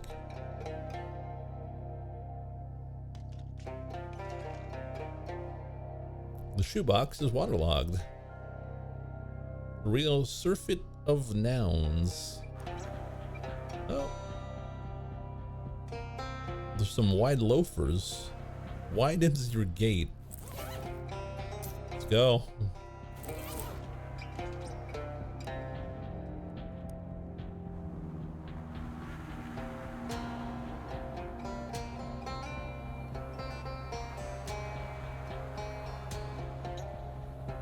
I see what you're going for, and sure, filling the place with chloroform fumes would knock out all the guards, but it would also knock you out, and the water you're standing in is almost knee deep. You can double check your to-do list if you want, but I'm pretty sure it doesn't have drowned scheduled for today.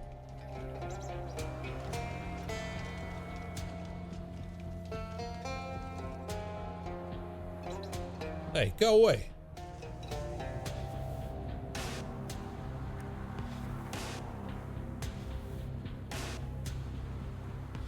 Keeping the rust off your iron fist, don't eat your henchmen, tips for new rulers, spot welding guide for ad hoc fortresses. Yeah, these are all pretty much what you expect, except, well, here's one that seems interesting, making the most of your stabbings. Ooh, I want to read that. You skim the book, there's so many places to stab a person There's so many places to stab a person that had never even occurred to you. There are some diagrams in the back that show the most painful places to stab, each of the most common categories of stabbing victims. You can memorize it, but it would take some effort. Great. You study the weaknesses of your future foes until you're confident that you're the best stabber you can be. You practice your stabbing on a nearby tree, but you don't have a knife handy, so you use the book instead. It's destroyed in the process. Oh.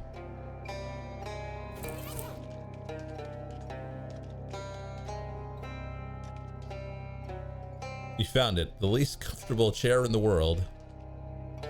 This is the real seat of power. Flush it.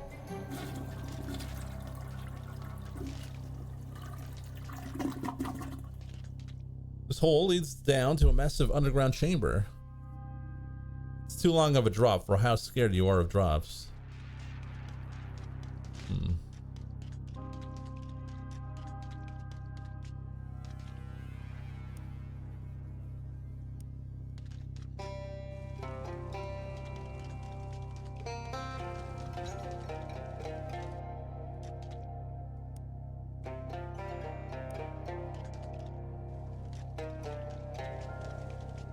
Charles, I keep running away.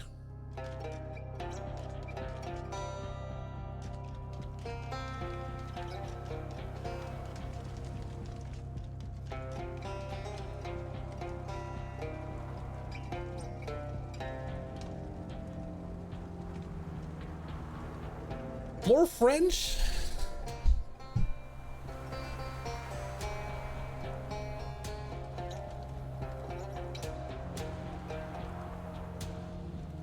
Okay. All right. Né en colère contre la crise de la quarantaine, les camionnettes doivent mourir. Destruction de la tourelle rotative. Abattez l'hélicoptère avec un aimant. Les Power Rangers ont uni leurs forces. There you go.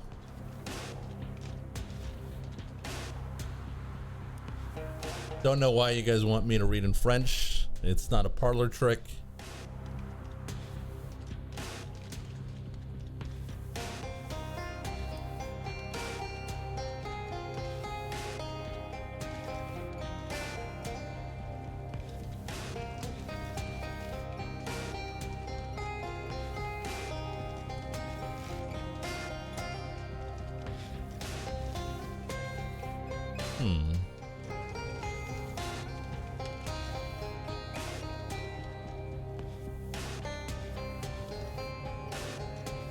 Oh, rusty chain.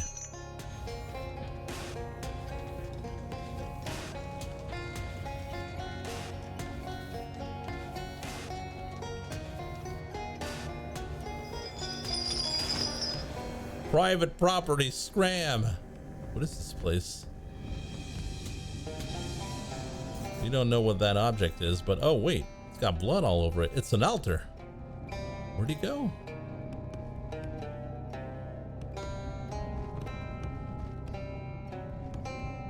Weird pedestal.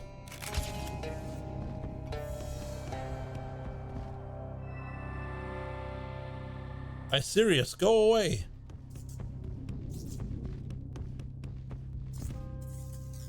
Whatever this is, it's extremely broken. I don't have mysticality.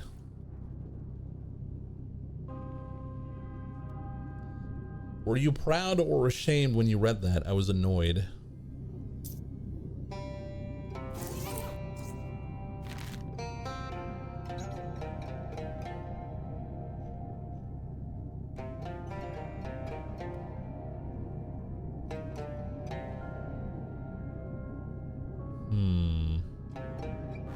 Well, we don't need muscle.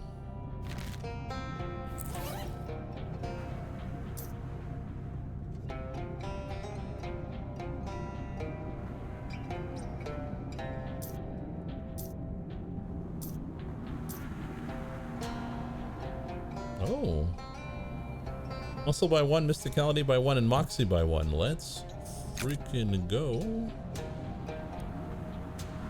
Various fruits.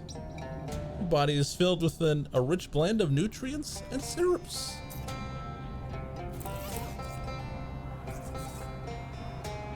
All these blocks are clearly trying to move in a way that makes sense. They must have gotten knocked out of alignment. Realign them. You move the blocks around relative to each other until they start moving in a more satisfying pattern, assuming you're a person who thinks a smooth circular pattern is more satisfying than juddery sparks and chaos. Surely everybody is that kind of person. This has to be right, yes. The device seems less broken now. Use it. Ow. You wouldn't have fixed it if you had known it was so ungrateful. You got ziggurat power. You can use 3 additional combat items per round. You've been blasted with a bunch of ancient lasers, and it has awakened the ancient laser power concealed in the mitochondria of your cells. Mitochondria.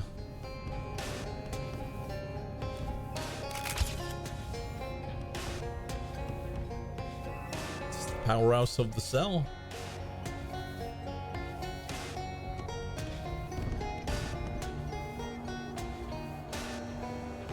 Is this some kind of ancient temple guardian or something? It's shooting out a bunch of tightly focused beams of light that science doesn't have a name for, but which you can assume you don't want touching you. Avoid the beams. Oh, look at this guy. Why are you jumping back in? Let's What are you doing? I like the helicopter move. You worst, I destroy. Goliath, kill. Oh. Search the puddle. Wow, that thing really did a number on this guy. You poke around in the mulch until you find something that looks more or less like an iron key, except kind of blurry. It sizzles and twitches as in your hand as you pick it up. It has to be the key Charles mentioned. You don't look at that hulking Goliath at the end of the hall. It doesn't seem anything beyond it, and looks like it could squash you in an instant. Best go back and unlock Charles.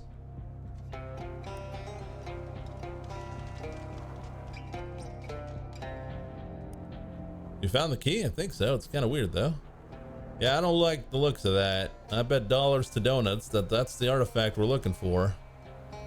It couldn't possibly be the key to this random Gatorman cage in the middle of nowhere then, could it? Well, it might have some kind of key related powers. Normally I'd advise against using it, but I don't see any other way out of this mess. Here goes. The key shifts unpleasantly in your hand, buzzing and clicking through a jerky slideshow of shapes, as though searching for the particular slice of higher dimensional object that will fit the lock. When it finally finds the right one, it jerks forward in your hand and twists. The lock clicks open and your hand feels numb. Thanks, Chubby. I thought for sure my bacon was well and truly fried. Don't mention it, Charles. Let's just get the heck out of this dump. With no further cause to stick around apart from any other unfinished side quests you might have. You can always come back for them later. You escort Charles back to town. Chubby, you found the cursed artifact and brought Charles back home safely. I can't express how grateful I am. I don't know what we'd do without him. Thank you so much. Well, it was nothing, but you know, I get it. Don't forget to uncurse that thing before you go to bed. This key seems like it has the power to open any lock. That would be extremely useful. Would it really be that bad if I didn't uncurse it? Well, I'm not going to drag you into the machine and force you to do it, but yes, I don't actually know what would happen if you don't uncurse it, but I assume it would be pretty bad. Look, you uncursed all the other things, right? Yeah. Great, so go ahead and uncurse this one too, okay? Better be safe than sorry. Alright. Hey, Charles. Thanks for the rescue, Chubby. That would have been corned beef hash with a side of eggs if you hadn't shown up. That was nothing, Charles. I basically followed your wrenches. Here's the wrenches back, by the way. Nice. I knew these babies would come in handy for something someday. Don't you use them for like wrenching? Well, in the 7/8, yeah, but the 255 to 256, not so much. Gotcha. Anything I can help you with? Nothing right now. All right, we're gonna call it there, I think. No, not yet. Not yet. But soon. We're uncursing this. Remove your geese.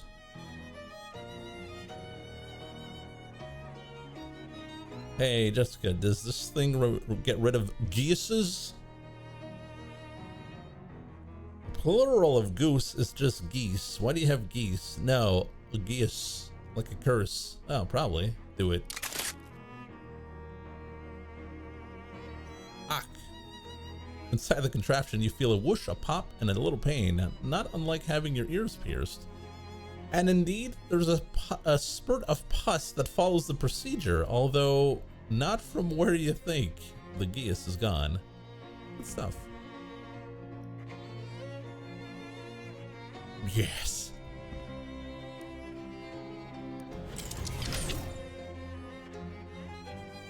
The key jumps to the roof of the dome and sticks there, shaking and keening. That's the sound keys make. Against the metal, the lights in the store whine, flicker, and then cut out completely. Dang it. Wait it out. Only when the power is out does the key calm down, give up the most odious part of itself to the machine, and drop back onto your lap. Light returns to the store. Fixed it. We had a spare light bulb under the cat.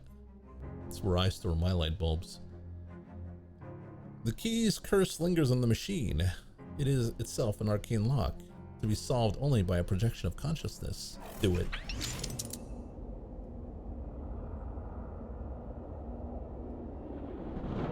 I have assembled everyone just as you asked, Detective. The victim's wife and two men who were present in the passenger's car at the time.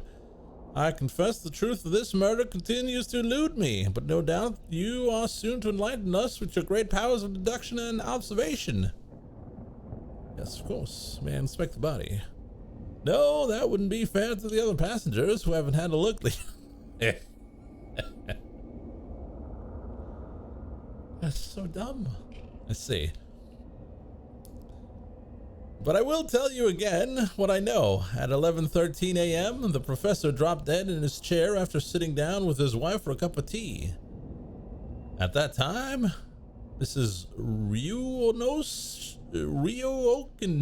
and Mr. Andretti were the only passengers present in this car. Mr. Perry returned later. The rest I leave you to deduce, Detective.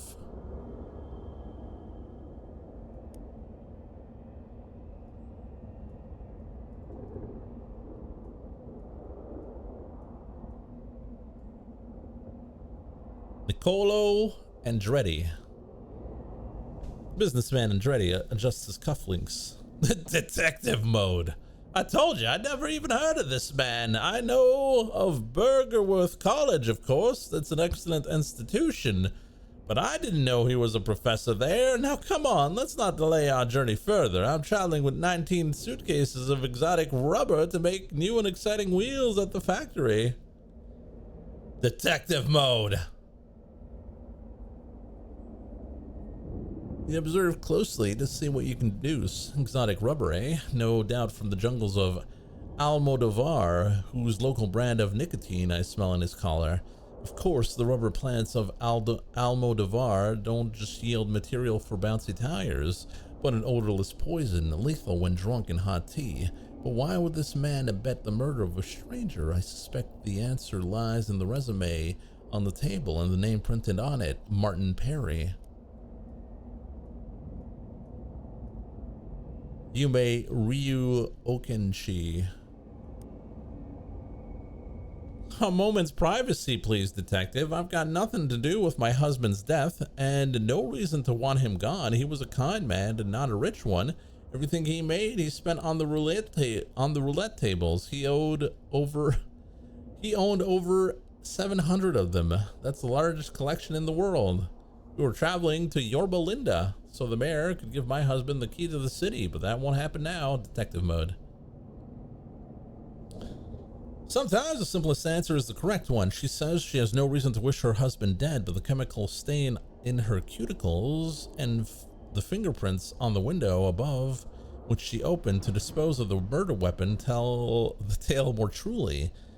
But the nose reveals more. Observe the zigzag pattern of the medial cleft below the nostrils. It's called Petrie's philtrum, and it's a rare genetic condition she shares with Martin Perry, her son. What the hell? A young man is absent-mindedly but methodically disassembling and reassembling a fountain pen.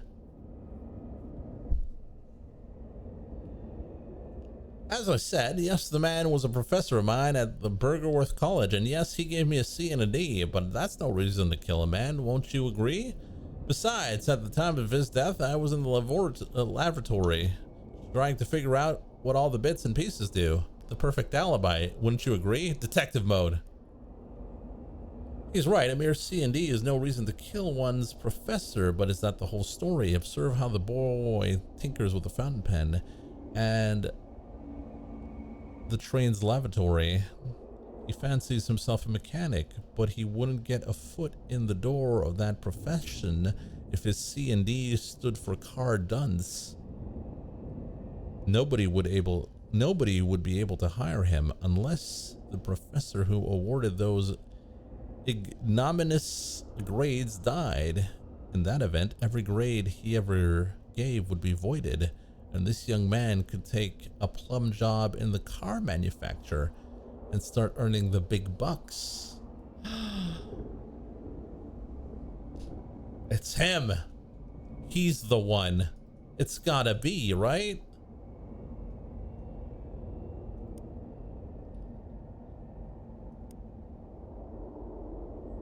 I solved the murder.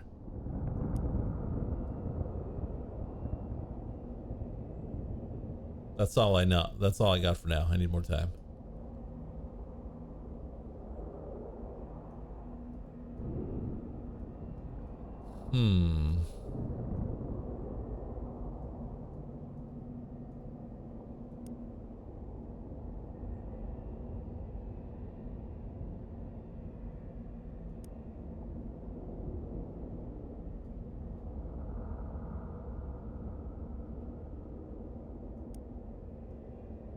Was it poison?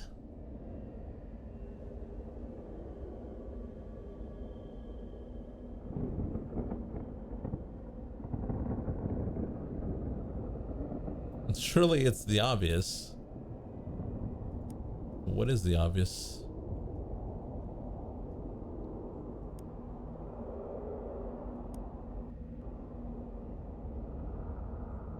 Poisoned by a giant dog by Martin Perry.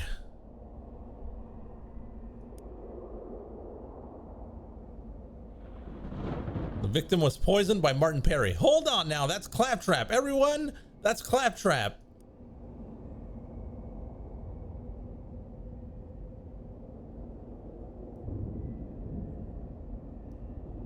The victim was poisoned with the exotic poison from the Aldebaran rubber tree.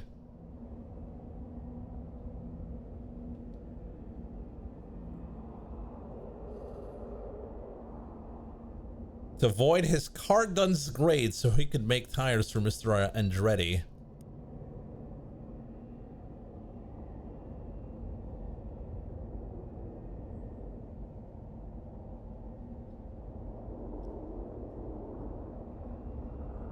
The victim was poisoned by Martin Perry with exotic poison from the Almodovar rubber tree to void his car dunce grade so he could make tires for Mr. Andretti. No, no, no, imbecile! I give that a B for bad. Is that Brelix?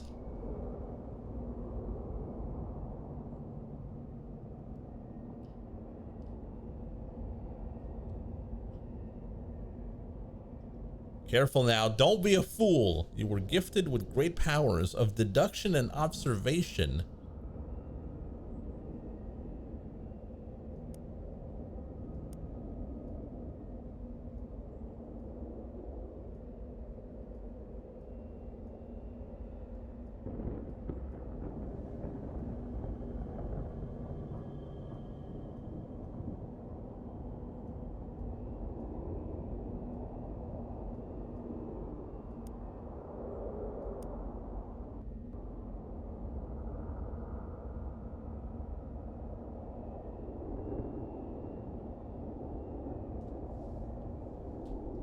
Professor Dodd dropped dead in his chair after sitting down with his wife for a cup of tea. At that time, those two were the only passengers. Mr. Perry returned later.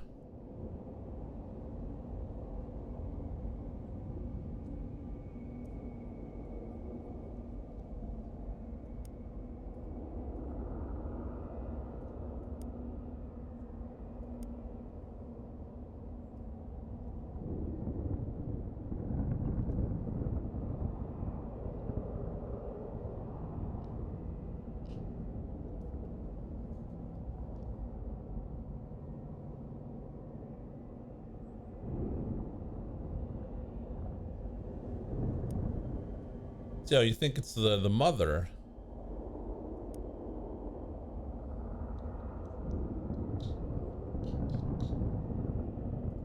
So the mother killed.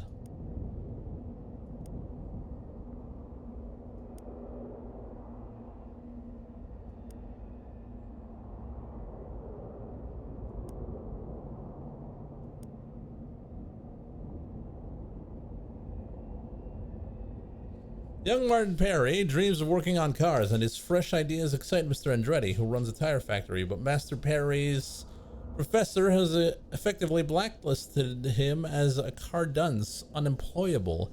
What to do? Kill the professor, of course, and avoid that odious grade. Here the plot becomes most wretched.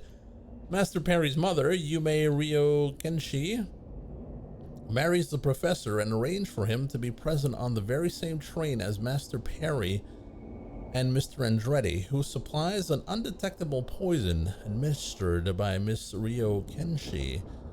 Et voila! No more professor, no more car dunce. But there is one thing our three conspirators did not count on. Me! Pause for applause. I am not ashamed. Any parent, sir, would do the same. As would any manager seeking new talent with interesting ideas about tires.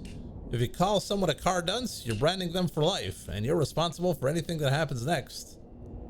How awful. All three of them in it together? I'll tell you what, detective, at the next stop, they can all get out and take the bus.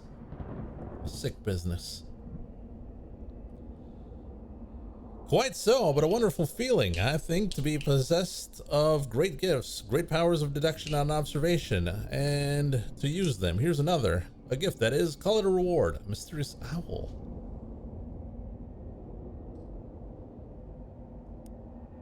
Nice ring, isn't it? Look what rewards accrue to the powerful. Look how the world itself reveals itself to your touch. Stick my leaf.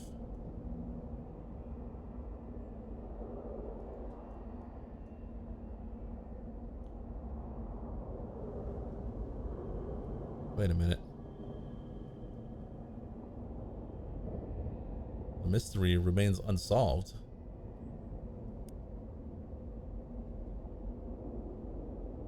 Unresolved?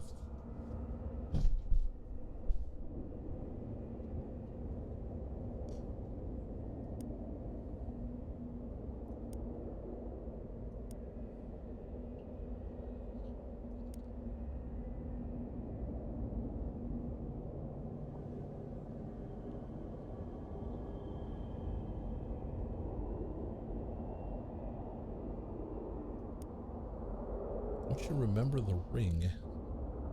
I used to use the ring. I can't go into my inventory.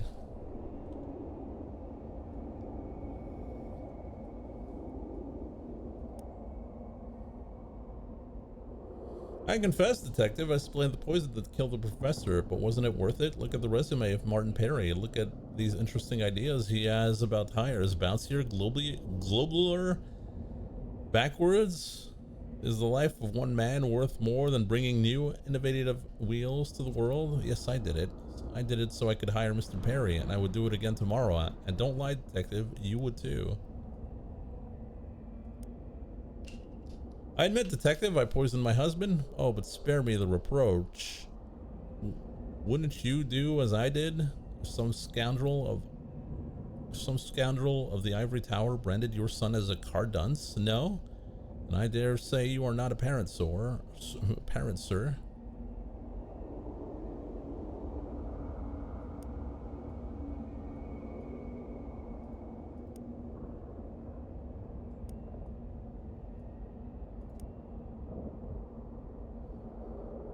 You really are as good as the papers say, detective, to sniff out that my C&D grade stood for car dunce. Yes, I put the whole plot in motion. Of course I did. Getting called a car dunce ruined my shot I had at a career in wheels, but a man's entitled to make a living. Wouldn't you agree? This was my only way.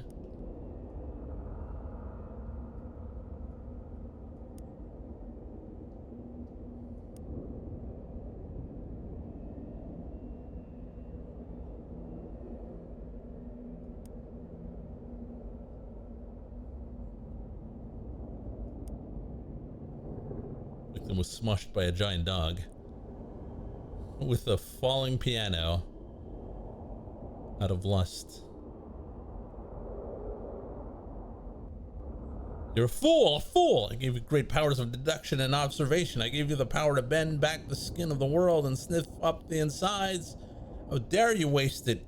You really want to live without this power? You want to live in the dark? Yes. You're a fool! And I wouldn't sully that ring on the finger of a fool. Give it back. You don't deserve it. I curse you.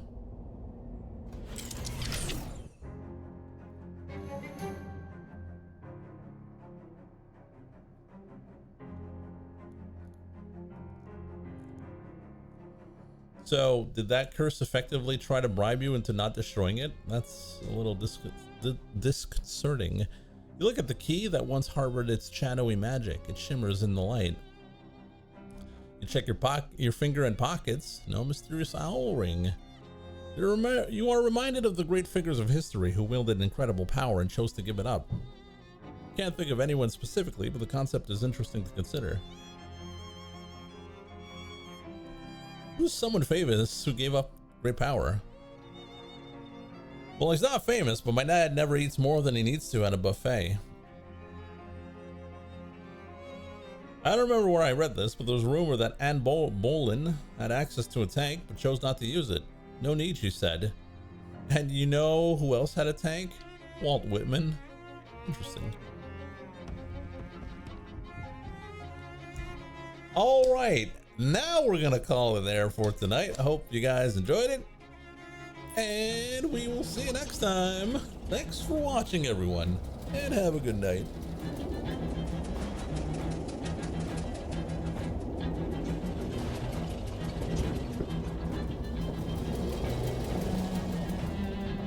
Yeah, the key gave 50% meat.